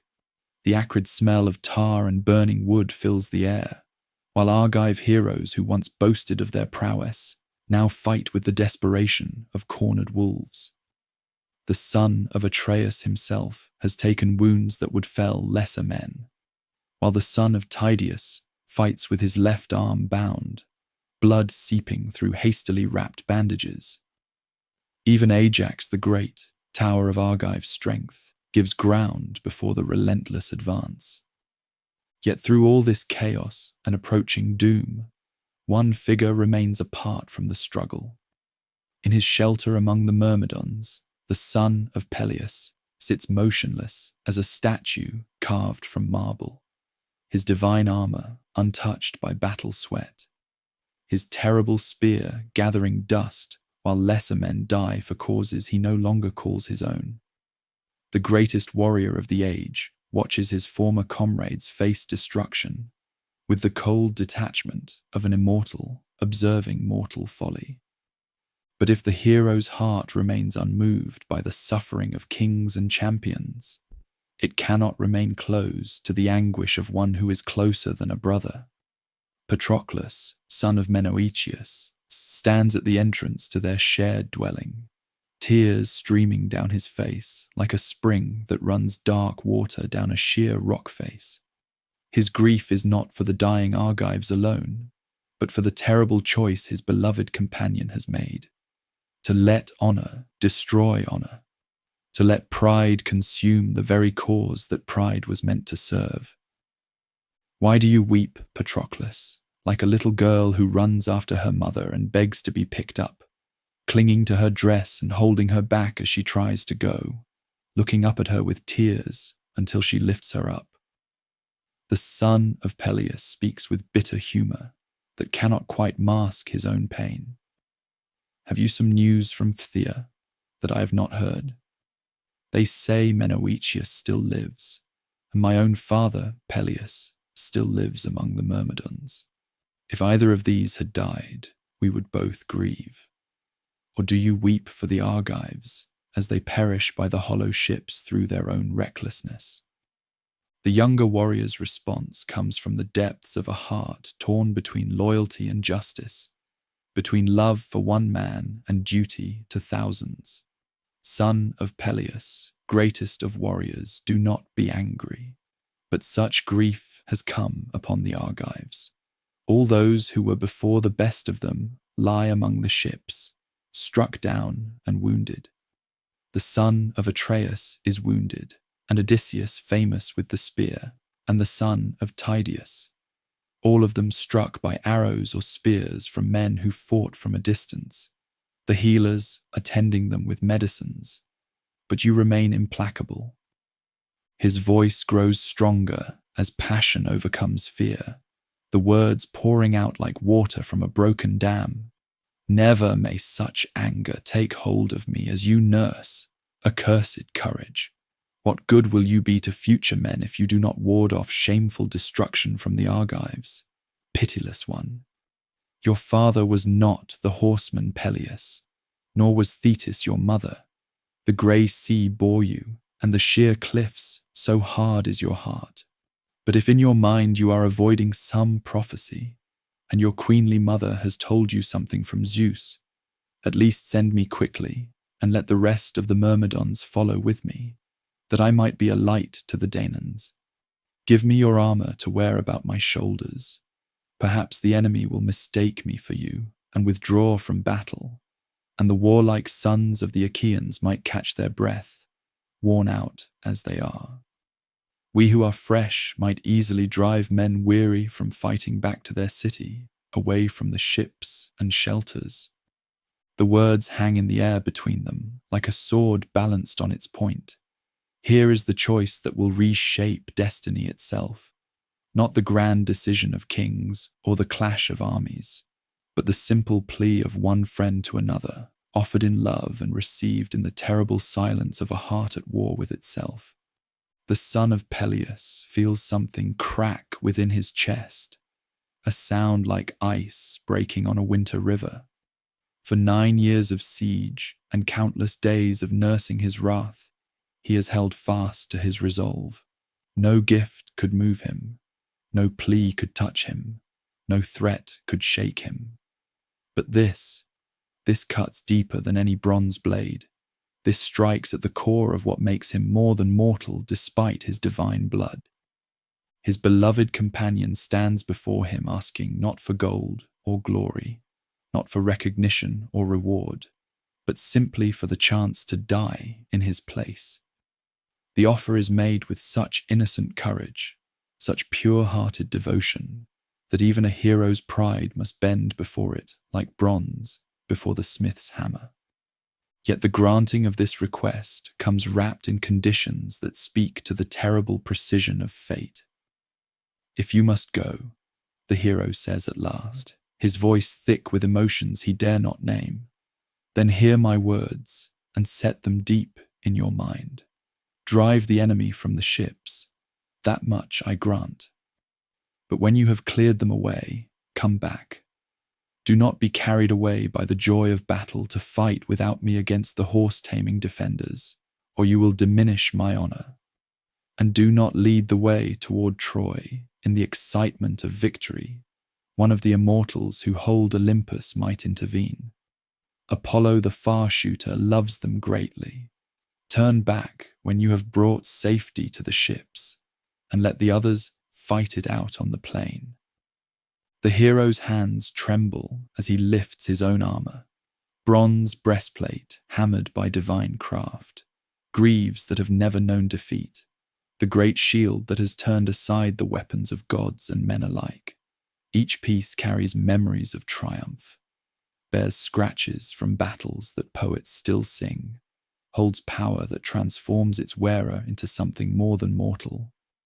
As he helps his friend don these sacred implements of war, he knows with the certainty of prophecy that he will never see them, or their wearer, return. The transformation of Patroclus unfolds like sunrise breaking over the sea. Where moments before stood a gentle youth more fitted for music than slaughter, now appears a figure terrible in war, divine armor gleaming like captured starlight. The great spear alone remains untouched. That ash shaft cut from Pelion's peak, tipped with bronze and balanced for the hand of the son of Peleus alone. No other mortal hero can wield that weapon, for it was crafted by the gods themselves as a wedding gift when Thetis took mortal Peleus as her husband. The Myrmidons gather around their borrowed champion like wolves scenting blood. These men have waited through long months of inaction, their battle fury bottled up like wine in a cracked jar. Now, seeing their lord's armor and believing their lord himself has returned to lead them, they howl their joy to the uncaring sky. 50 ships they crew, 50 contingents of the finest warriors Phthia ever bred, men who love the son of Peleus more than life itself, and will follow his seeming anywhere death might lead. The assault on the Trojan advance comes like lightning from a clear sky. One moment the defenders press forward with irresistible momentum, fire in their hands and victory songs on their lips. The next, the Myrmidons crash into their flank like a wave breaking against stone, bronze singing its song of slaughter, while their battle cry shakes the very foundations of Troy's ancient walls. At their head rides Patroclus in his borrowed glory, the divine armor making him appear as terrible as its true owner. Trojans who have learned to fear that gleaming bronze fall back in dismay, believing the son of Peleus has finally cast aside his wrath to rejoin the common cause. Heroes who have stood firm against Ajax the Great and held their ground before the son of Tydeus flee like children before the coming storm. The tide of battle turns with shocking swiftness. Ships that moments before blazed with enemy fire are saved by Myrmidon spears, while the great breach in the Argive wall becomes a gate through which death flows backward toward Troy. Patroclus drives his chariot through the press like a god walking among mortals, his borrowed spear drinking deeply of enemy blood, while his voice rings out with battle cries that sound almost like those of his beloved friend. Yet even in the sweet wine of victory, the seeds of disaster take root. The gentle youth who once played the lyre and tended wounds finds himself drunk on slaughter, intoxicated with the power that flows through divine bronze and blessed steel. Each fallen enemy feeds the fire in his blood. Each cry of fear from Trojan throats makes him feel more godlike, more invincible, more eager to press forward into greater glory. The warning words of the son of Peleus fade like morning mist before the blazing sun of triumph. What matter caution when the enemy flees? What use restraint when victory beckons just beyond the next charge? The young warrior sees himself in his mind's eye, driving through Troy's gates, standing triumphant on her citadel, claiming glory that will echo through the ages. In his borrowed armor, he feels capable of any deed, worthy of any honor. The advance continues past the ships, past the ramparts, out onto the plain where heroes have struggled for 9 long years. Behind him, the Myrmidons follow their seeming lord with absolute devotion, while ahead, the defenders fall back in growing disorder. For the first time since the war began, Troy's walls grow large in Argive eyes, and her people taste the bitter draught of genuine fear. But on Olympus, Apollo Farshooter watches with growing alarm as events spiral beyond what fate has decreed. This mortal boy in borrowed plumes drives too far, reaches too high, threatens to upset the careful balance the immortals have woven. The god's silver bow sings as he descends to earth like a falling star, his divine presence bending the very air around him. 3 times Patroclus assaults the walls of Troy itself, his borrowed courage carrying him where even the son of Peleus might hesitate to venture. 3 times Apollo himself beats him back, the god's immortal hands pressed against his shield, divine voice thundering warnings that echo across both earth and heaven.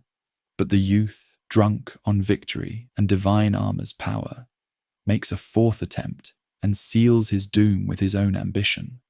The god's rebuke comes like judgment itself. Give way, Zeus-born Patroclus.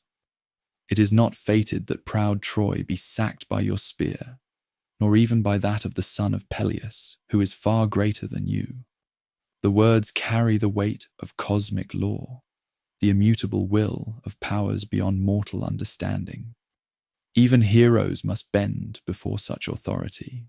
Even the gods themselves cannot alter what fate has decreed. But the damage is done, the pattern set in motion.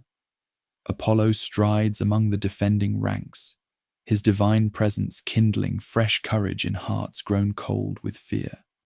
His words to the greatest of Troy's champions ring with promise and prophecy. Hector, and all you other leaders of the defenders and their allies, shame on you. Are you to flee before the Argives like bleating sheep? Now Patroclus has roused the Danaans who were downcast beside their ships. That is not the son of Peleus. His anger still holds him by the ships. But this one is doing great damage, so stand firm against him. The counterattack builds like a thunderstorm gathering on summer mountains. Where disorder ruled moments before, now purpose takes hold. Trojan heroes who scattered before the Myrmidon charge remember their duty to home and hearth, while their allies recall the oaths that brought them to this distant shore. The balance of battle shifts once more as divine will asserts itself against mortal ambition. In the center of the storm stands Hector, son of Priam, greatest of mortal warriors save one alone. His bronze spear thirsts for blood, while his voice rings out with commands that transform rout into resistance, fear into fury. He sees the borrowed armor gleaming in the press, and knows his moment has come, the chance to strike a blow that will echo through eternity, to claim a victory that will justify all the blood and tears of 9 years' siege. The duel, when it comes, unfolds with the terrible inevitability of tragedy. Patroclus, for all his gentle heart and borrowed courage, is not the son of Peleus. The divine armor can make him appear invincible, but it cannot grant him the skill of hands that have trained since childhood, the strength of limbs blessed by immortal blood, the terrible experience of one who has never known defeat. Yet the youth fights with the desperation of love itself, knowing that his friend's honor rests upon his shoulders, that thousands of lives hang in the balance of this single combat. His spear finds its mark more than once, and Trojan blood darkens the earth beneath his feet. For a moment, just a moment, it seems the impossible might occur, that love and loyalty might triumph over fate itself. But Zeus's golden scales tip with inexorable weight toward the side of doom. Hector's spear, guided by divine will and mortal skill, finds the gap between breastplate and helmet, that narrow space where death waits patient as a spider in its web. Bronze meets flesh, with a sound like tearing silk, and Patroclus feels his strength flow out like wine from a broken jar. As he falls, his borrowed armor scattering around him like petals from a dying flower, the youth's last words carry prophecy more terrible than any oracle's pronouncement. You boast now, Hector, but to you I say that death and powerful fate are near. By the hands of noble Peleus' son, you shall be slain. The words hang in the air like smoke from sacrifice, a curse and promise wrapped in the rattle of a dying breath. The armor of the son of Peleus, bronze blessed by gods, steel tempered in starfire, passes into enemy hands like a kingdom falling to siege. Hector strips the divine gear from the cooling corpse, while around them battle rages with fresh fury, both sides knowing that something fundamental has changed, that the rules governing this conflict have been rewritten in blood and prophecy. In his shelter by the ships, the greatest warrior of the age feels his heart break like a cup dropped on stone. No messenger has brought him word, no herald announces his loss, yet he knows with the certainty of divine blood that his other self walks no longer beneath the sun.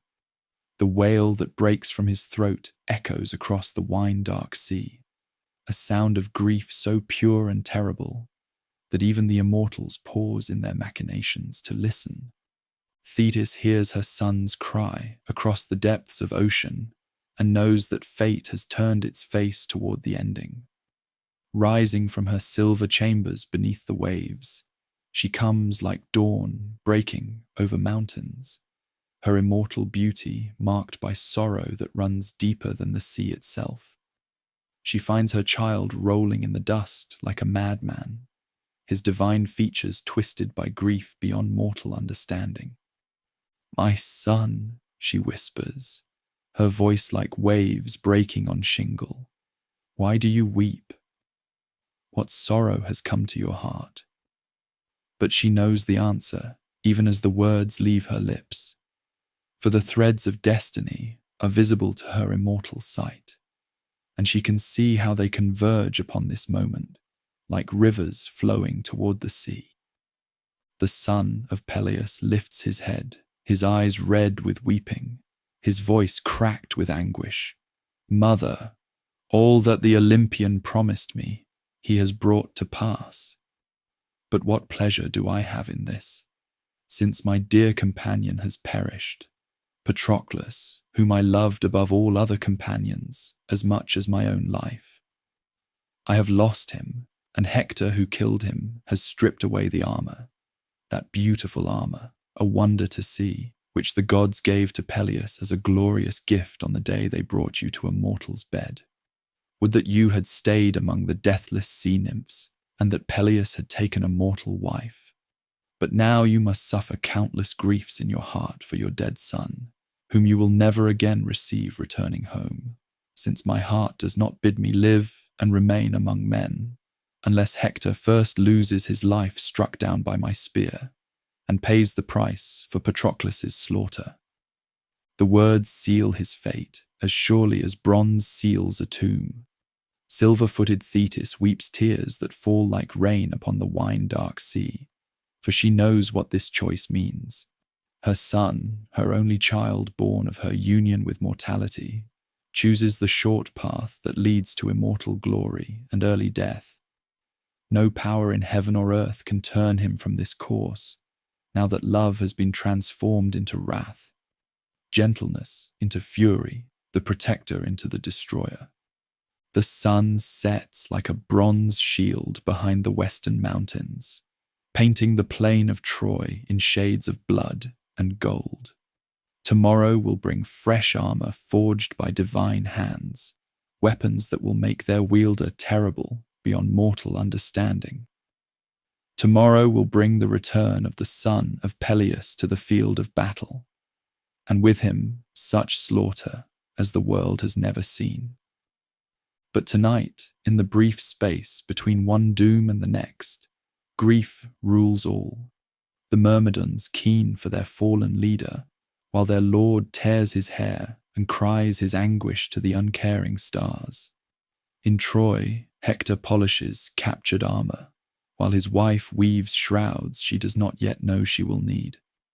And somewhere beyond the reach of mortal eyes, the fates smile their terrible smiles and continue weaving the pattern that will make this tale immortal.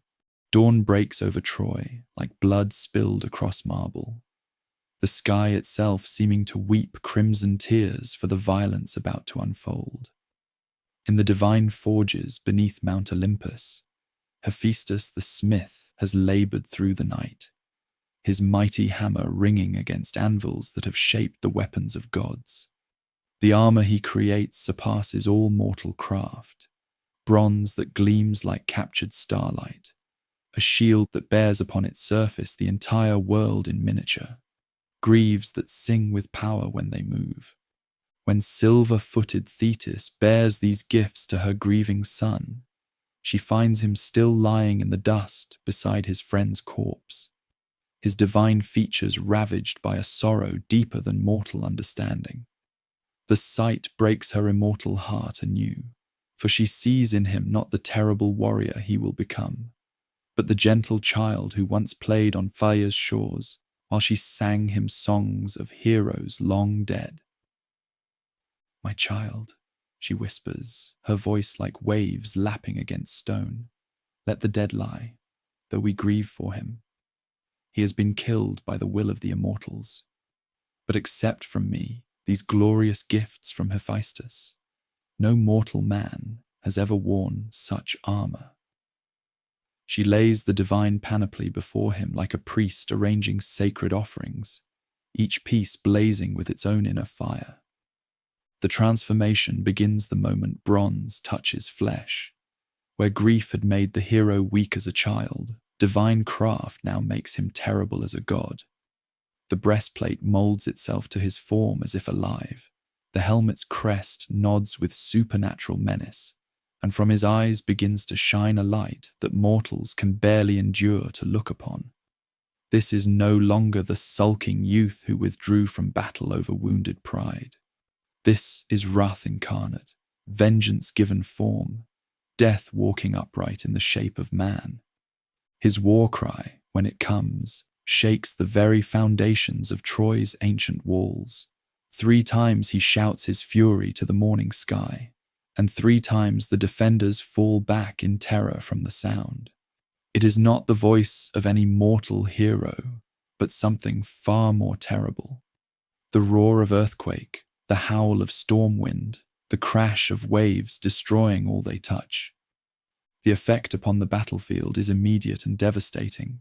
Trojan heroes who have stood firm against Ajax the Great and held their ground before the son of Tydeus flee like deer before hunting wolves at the mere sight of that blazing figure. Even Hector, bravest of Priam's sons, feels his heart grow cold as winter at the sound of that supernatural battle cry. But before the son of Peleus can loose his fury upon the world, reconciliation must come with those he had abandoned in his wrath. The son of Atreus, wounded and desperate, approaches with words of apology thick as honey. Son of Peleus, greatest of warriors, I was mad. I do not deny it. One man Zeus loves is worth many troops. He has honored you and struck down the Achaean host. But since I was blinded by destructive madness, I wish to make amends and offer boundless recompense. The gifts he offers would once have seemed beyond price. 7 unfired tripods, 10 talents of gold, 20 gleaming cauldrons, 12 race-winning horses, 7 women skilled in crafts, and Briseis herself returned untouched. Cities too, he promises, and marriage alliances that would make the son of Peleus the mightiest king in all Hellas. But to the grieving hero, these treasures seem no more valuable than pebbles on a beach. Son of Atreus, comes the reply, terrible in its calm simplicity. Give these gifts or keep them, as you will. But let us think of battle now. This is no time for talk and delay, while work remains undone. You will see the son of Peleus once more among the foremost fighters, cutting down the Trojan ranks with bronze. Let each of you remember this as he fights his man. The armies form their lines with the solemnity of priests preparing sacrifice, for all know that something fundamental has changed in the war's character. Where before heroes fought for glory and kings for honor, now divine wrath walks among them, seeking not victory but obliteration, not triumph but the total destruction of everything that stands in its path. When the son of Peleus finally strides onto the battlefield, the very earth seems to recoil beneath his feet. His armor blazes like a second sun, his divine spear thirsts for blood, and from his shield radiates power that makes strong men weak and brave men flee. Even his immortal horses, Xanthos and Balios, gifts from the sea gods themselves, seem to sense the doom that rides with their master. As he mounts his chariot, one of these divine steeds, Xanthos the Golden, suddenly finds voice and speaks prophecy that chills the blood. We shall bear you swift as the wind today, mighty hero, but your day of death is near. We are not to blame, but a great God and powerful fate. Not through any slowness or slackness of ours did the defenders strip the armor from Patroclus's shoulders. It was the best of gods, fair-haired Leto's son, who killed him in the forefront and gave glory to Hector. We could run swift as the west wind, which men say is the fastest of all things. but it is your fate to be overpowered by a god and a mortal. The hero's response rings with acceptance of destiny and defiance of death itself. Xanthos, why do you prophesy my doom? You need not. I myself know well that it is my fate to die here, far from my dear father and mother. But still, I will not stop until I have driven the enemy to their fill of war. With these words, he drives his divine team forward into the press of battle, carrying death before him like a banner. The slaughter that follows exceeds anything the war has yet witnessed. Where the son of Peleus rides, the earth grows black with blood, and the river Scamander begins to choke on corpses. Trojans fall like wheat before the reaper's blade. Lycaon, who once was captured and ransomed but now finds no mercy. Asteropaeus, the ambidextrous spearman, who hurls 2 shafts at once yet cannot pierce divine armor.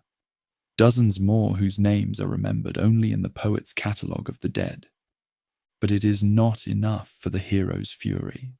Simple killing cannot satisfy wrath that burns with the heat of stars. He drives the fleeing enemy into the sacred river itself, turning its clear waters red with blood, filling its course with so many corpses that the current slows to a crawl. Here, in the sacred stream that has flowed pure since the world began, he commits acts that make the very gods recoil in horror. The river god Scamander can endure no more.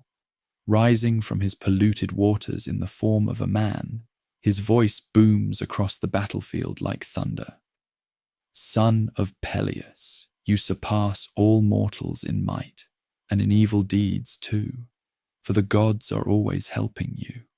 If Zeus has granted you to destroy all the defenders, at least drive them from my stream, and do your grim work on the plain. My lovely waters are filled with corpses, and I cannot pour my current into the divine sea, choked as I am with the dead, while you go on killing ruthlessly. Come now, cease, amazement holds me, prince of the people. But divine madness has seized the hero completely. His response to the river god's plea is to leap into the water itself, spear flashing like lightning as he continues his butchery in the very heart of the sacred stream. This sacrilege breaks the last restraints that bound the immortal powers to neutrality. Scamander calls upon his brother Simois, and together the 2 rivers surge against this mortal who dares defile their holy waters. The flood that rises threatens to drown even the son of Peleus. Waves tall as trees crash over his divine armor, while the current tears at his feet with fingers of liquid stone. For the first time since donning his new panoply, the hero knows fear, not of death, which he has already accepted, but of dying ignobly, drowned like a pig boy swept away by winter storms, rather than falling gloriously before Troy's walls. His prayer to Zeus echoes across both earth and heaven. Father, how has none of the gods taken pity on me to save me from this river? After this, I would face anything. But no other of the heavenly ones is so much to blame as my own mother, who beguiled me with lies, saying I would die beneath the walls of well-armed Troy, struck down by Apollo's swift arrows. Would that Hector had killed me, he who is the best warrior bred here. Then a brave man would have slain a brave man. But now it is my fate to be caught in a shameful death, trapped in this great river like a pig boy whom a torrent sweeps away as he tries to cross in a storm. The prayer reaches divine ears, and help comes from unexpected quarters. Hephaestus the smith, master of fire and forge, unleashes his flames across the battlefield. The sacred river boils like a cauldron, fish die in the superheated water, and eels writhe in their death agonies as divine fire wars with immortal flood. Steam rises like the breath of titans, while Scamander cries out in pain, Hephaestus, no god can stand against you. I will not fight you when you blaze like this. Stop the strife. Let the son of Peleus drive the defenders from their city. What are their quarrels and succor to me? As the river yields and the waters recede, the war spreads to Olympus itself. The gods take sides with divine passion, immortal striking immortal in conflicts that shake the foundations of creation. Athena fells Ares with a great stone. Aphrodite leads her fallen lover from the field, only to be struck down by Athena's fist, while Poseidon and Apollo circle each other like wrestlers seeking advantage. But these celestial conflicts pale before the mortal drama unfolding on the plain below. The son of Peleus, saved from drowning, resumes his terrible harvest with renewed fury. Nothing can stand before his advance. Not the greatest champions, not the sacred sites, not the very laws that govern war itself. He has become a force of nature, as inexorable as earthquake and as destructive as wildfire. The slaughter drives the defenders back to Troy's very gates, where safety beckons just beyond bronze-bound doors. But at this crucial moment, Apollo intervenes with subtle treachery, taking the form of young Agenor to lead the hero on a chase that allows the main body of the Trojan army to reach safety. Only when the god reveals himself does the son of Peleus realize how he has been deceived.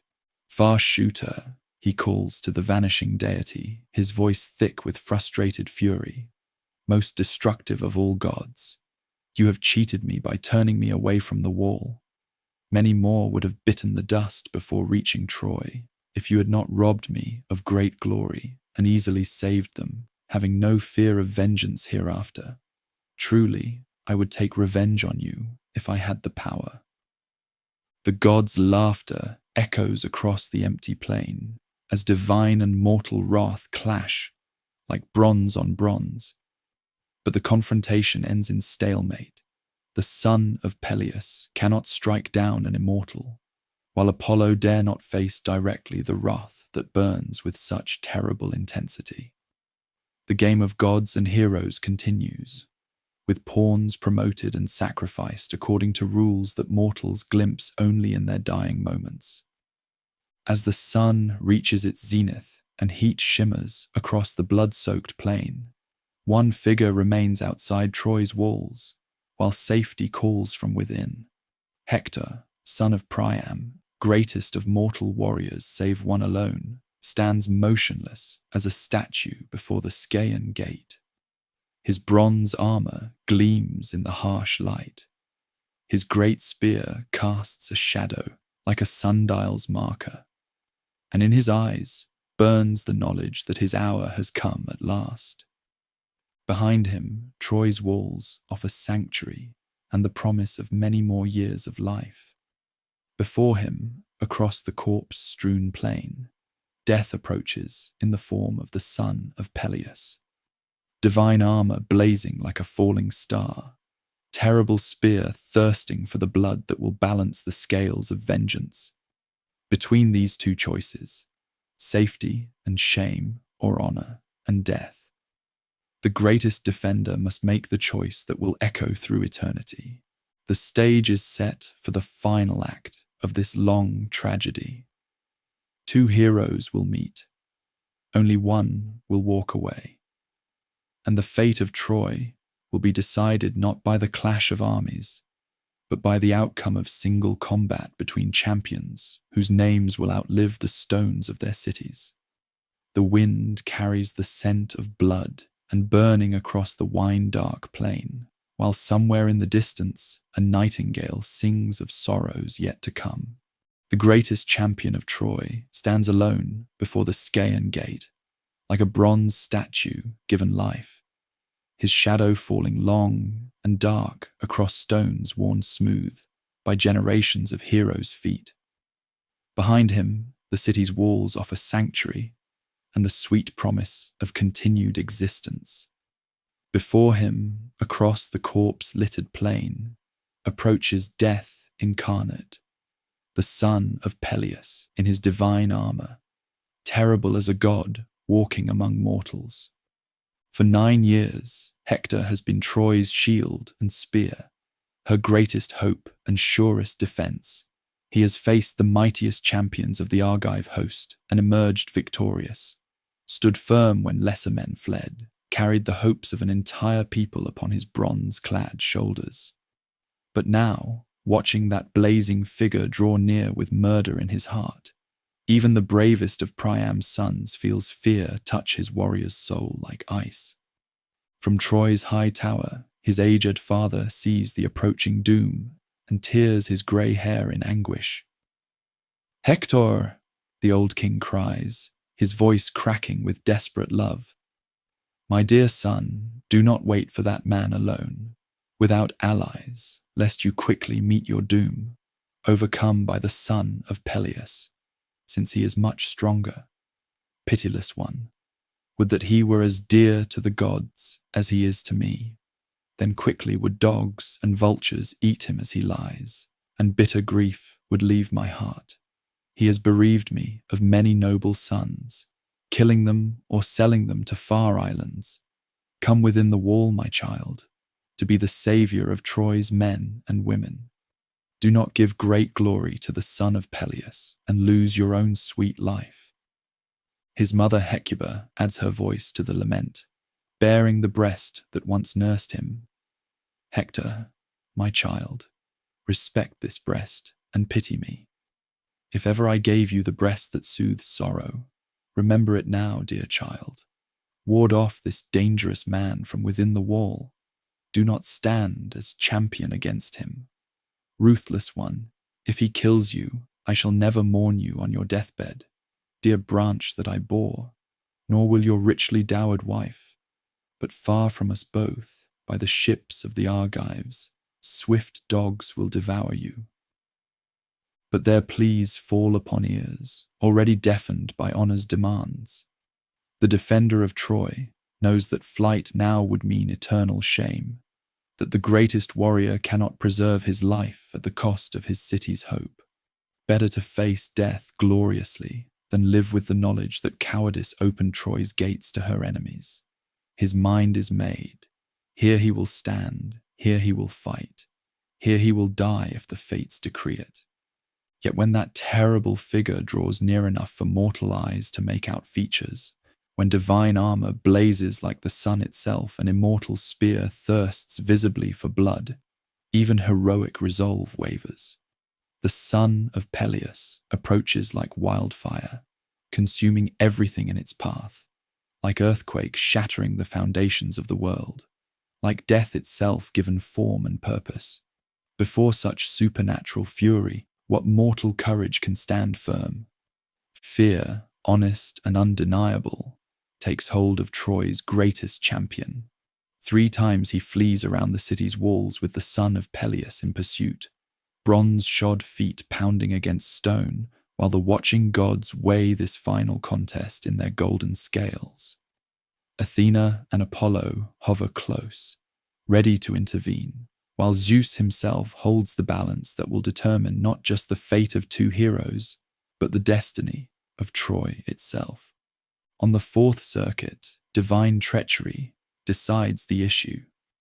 Athena takes the form of Deiphobus, Hector's beloved brother, and calls out with honeyed words, "Dear brother, truly swift-footed vengeance presses you hard, chasing you around Priam's city. Come, let us stand fast and beat off his attack together." The deception is perfect, the false hope cruel beyond measure. For the goddess grants the defender courage to make his stand precisely so she can snatch it away at the crucial moment. The duel that follows will be remembered as long as men have voices to sing of heroes. Both warriors halt their pursuit, breathing hard from their circuit of the walls, divine and mortal bronze gleaming in the harsh sunlight. They are evenly matched in all but one crucial element, where Hector fights with mortal strength and skill. His opponent draws upon power that flows from Olympus itself. "Son of Peleus," the defender calls across the space between them, his voice steady despite the fear that gnaws at his heart. No longer will I flee from you as before I ran 3 times around the great city of Priam, without daring to await your attack. Now my heart urges me to stand and face you. I will either kill or be killed. But come, let us swear oaths before the gods, for they will be the best witnesses and guardians of agreements. I will not shamefully mistreat your body if Zeus grants me victory and I take your life. But when I have stripped off your glorious armor, I will give back your corpse to the Achaeans. Promise you will do the same. But mercy finds no place in the son of Peleus's heart. His reply comes like winter wind across a graveyard. Hector, do not speak to me of oaths, accursed one. As there are no faithful oaths between lions and men, nor do wolves and lambs have harmony of heart, but plan evil for each other continually.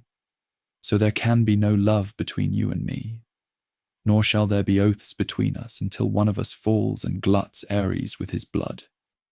Remember all your skill. Now you must be a spearman and a bold warrior. There is no escape for you now.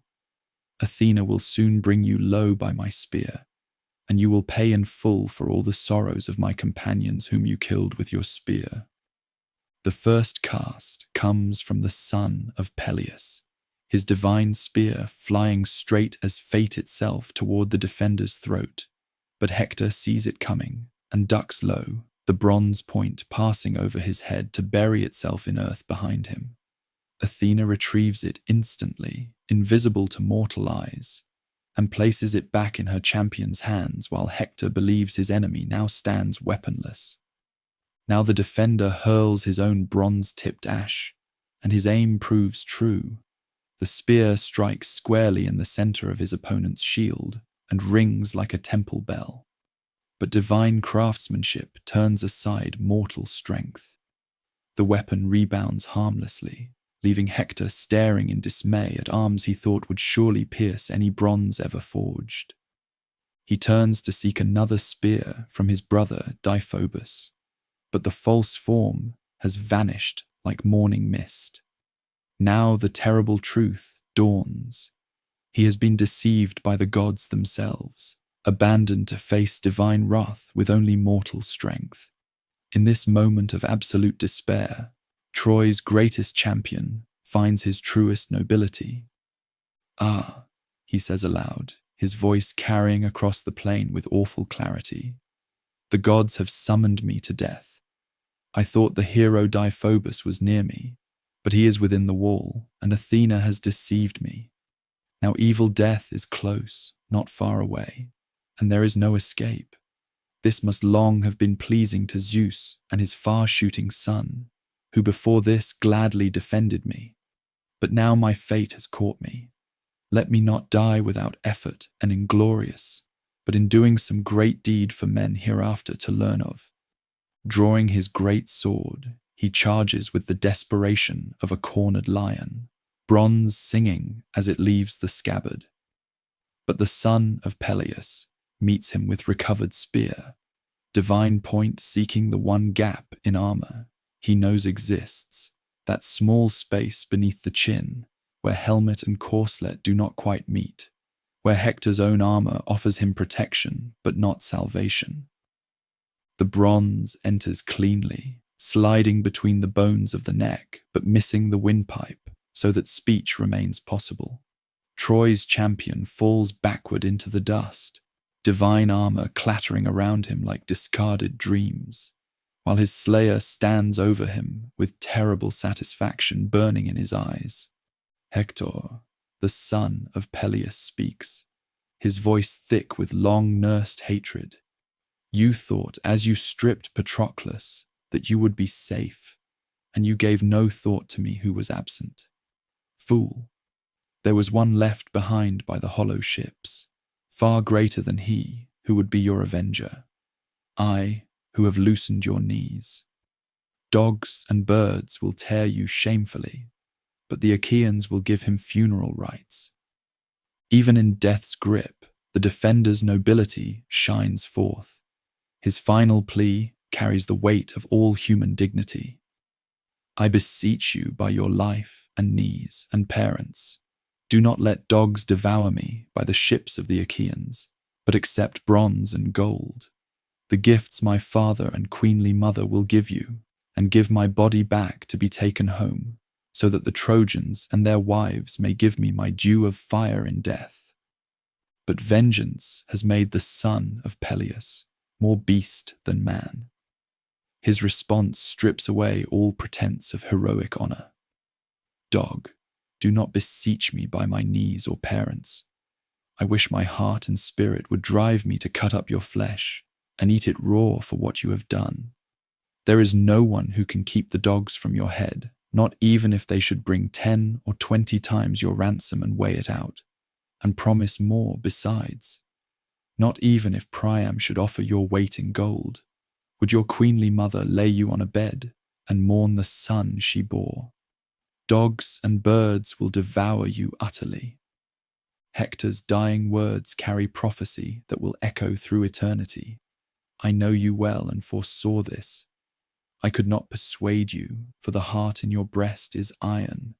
But take care lest I become a cause of the gods' wrath against you on the day when Paris and Apollo destroy you at the Scaean gate, valiant though you are. Death takes him then, his spirit flying from his limbs like a bird taking wing, leaving only cooling bronze and flesh that was once Troy's greatest hope. The desecration that follows shocks even the war-hardened Argives. The son of Peleus pierces his enemy's ankles behind the tendons and threads leather thongs through the wounds, binding the corpse to his chariot. Then, mounting his divine car, he drives wildly around the walls of Troy, dragging his prize through dust and stones while the defenders' people watch in horror from their towers. 3 times he circles the city with his grisly trophy, bronze armor scraping against stone, while blood marks their passage like a painter's brush across canvas. The sight breaks Priam's heart completely. The old king tears his hair and rolls in dung, calling out his son's name while his people weep for their lost protector. Within the palace, Andromache weaves at her loom, her hands moving in the eternal rhythm of women's work, while she dreams of her husband's safe return. She calls for servants to heat a bath for Hector when he comes home from battle, not knowing that he will never again need warmth from mortal fire. Only when the wailing reaches her ears does terrible understanding dawn. Racing to the wall like a madwoman, she sees the horses dragging what was once her beloved across the pitiless stones. Her scream echoes across Troy as consciousness flees her like a bird taking wing. Hector! Unhappy am I. We were both born to one fate. You in Troy, in the house of Priam, and I in Thebe under wooded Placus, in the house of Eetion, who raised me when I was small, ill-fated father of ill-fated daughter. Would that he had never begotten me. Now you are going to the house of Hades beneath the secret places of the earth, leaving me in hateful widowhood in the palace, and your son is still just a baby, son of you and me, both doomed. The funeral games for Patroclus unfold over 12 days, magnificent in their scope and solemn in their purpose. Champions compete in chariot racing, boxing, wrestling, foot racing, spear throwing, and archery, while the son of Peleus gives out prizes that would ransom kingdoms. Yet through all these celebrations of his friend's memory, his own grief remains unassuaged, his fury unquenched. Each dawn finds him dragging Hector's corpse around Patroclus's burial mound, seeking in this repetitive cruelty some release from the pain that gnaws at his heart like a living thing. But divine intervention preserves the body from corruption. Apollo protects his faithful servant even in death, keeping the flesh whole despite its daily torment. On Olympus, the gods grow sickened by this spectacle. Zeus himself finally intervenes, sending Iris to summon aged Priam for a mission that will test the very limits of human courage. The rainbow goddess finds the old king in his palace, broken by grief but still clinging to the dignity of his royal station. Divine Priam, she speaks with honeyed words that carry divine command. Zeus bids you go to the ships of the Achaeans to ransom your son, carrying gifts that will soften the heart of the son of Peleus. Go alone, let no other Trojan come with you, but only a herald, an old man, to drive the mules and smooth-wheeled wagon, and bring back to the city the dead man whom divine vengeance has slain. Let not death be in your thoughts or any fear. Such a guide will escort you, the guide of souls, who will lead you until you come to the son of Peleus. The journey through enemy lines requires courage beyond mortal measure. In darkness deeper than a moonless night, the old king drives his treasure-laden wagon past Argive sentries who sleep under divine enchantment. Hermes himself serves as guide, the god of boundaries and transitions, leading this ultimate crossing between worlds of the living and the dead. They find the son of Peleus in his shelter, alone with his grief and his terrible satisfaction. The sight that greets Priam's eyes would break a lesser man's spirit entirely. His son's corpse lies carelessly beside the wall like discarded rubbish, while the slayer sits brooding over his own unhealed wounds. What follows next will be remembered as long as men have hearts to feel compassion. The old king enters like a suppliant, falls at his enemy's feet, and kisses the terrible hands that killed his son. Remember your own father, godlike one who is of like age with me, on the grievous threshold of old age. Perhaps those who dwell around him are troubling him, and there is no one to ward off ruin and destruction. Yet he, when he hears that you still live, rejoices in his heart and hopes every day that he will see his dear son returning from Troy. But I am utterly unfortunate, since I fathered the best sons in wide Troy, and I say that none of them is left. The appeal strikes something deep within the hero's heart, not the warrior's pride or the avenger's fury, but the simple human recognition of shared mortality, common grief, the bonds that unite all fathers in their love for their children. For the first time since Patroclus fell, tears flow from those terrible eyes, and the son of Peleus weeps not for his friend alone, but for the universal sorrow that touches all who love. "Unhappy old man," he says at last, his voice gentle as rain after drought, "you have indeed endured much grief in your heart. How did you dare to come alone to the ships of the Achaeans, to the sight of the man who has killed many of your noble sons? Your heart is iron. But come now, sit on this chair, and we shall let our sorrows lie quiet in our hearts for all our grief. There is no profit in chill lamentation. This is the lot the gods have spun for wretched mortals, to live in misery while they themselves are free from care. The ransom is accepted, the body prepared with gentle hands, and for one brief moment, the terrible machinery of war stops its grinding to allow human decency its due. Father and son slayer share food and wine, while speaking of mortality and loss, finding in their common humanity a bridge across the chasm that separates Greek from Trojan, victor from vanquished, young from old. When Priam departs in the darkness before dawn, he carries with him more than his son's corpse. He bears the knowledge that even in war's darkest hours, mercy may still flower like roses among thorns. The son of Peleus grants him 12 days of truce for Hector's funeral, a gift more precious than gold or bronze. The funeral of Troy's greatest champion unfolds with all the majesty due a fallen hero. For 9 days they gather wood, building a pyre tall as a tower, while the women keen their lamentations and poets compose verses that will outlive the stones of the city itself. On the 10th day, they burn the body with proper rites, Hector's spirit finally free to make its journey to the shadowy realm of Hades.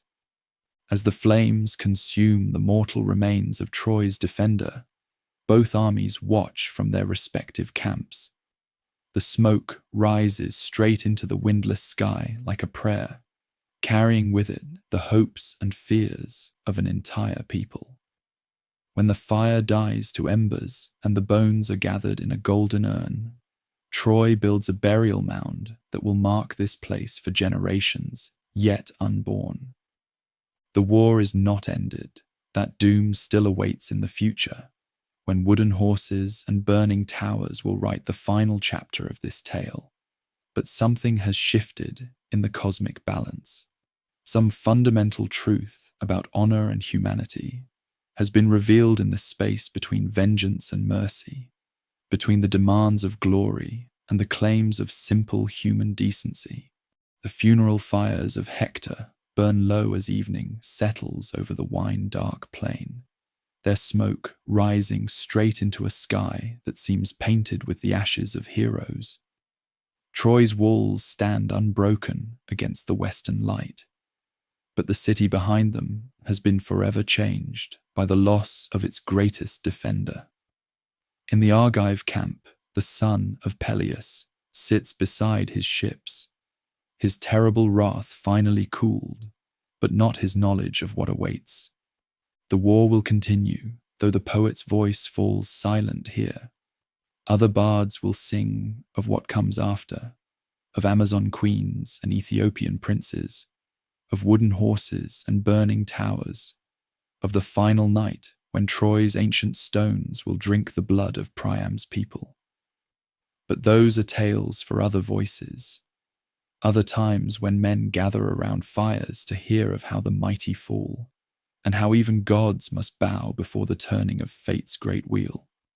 From this vantage point, at the end of Wrath's long journey, we can see how the threads of destiny weave together into patterns larger than any mortal mind can fully grasp.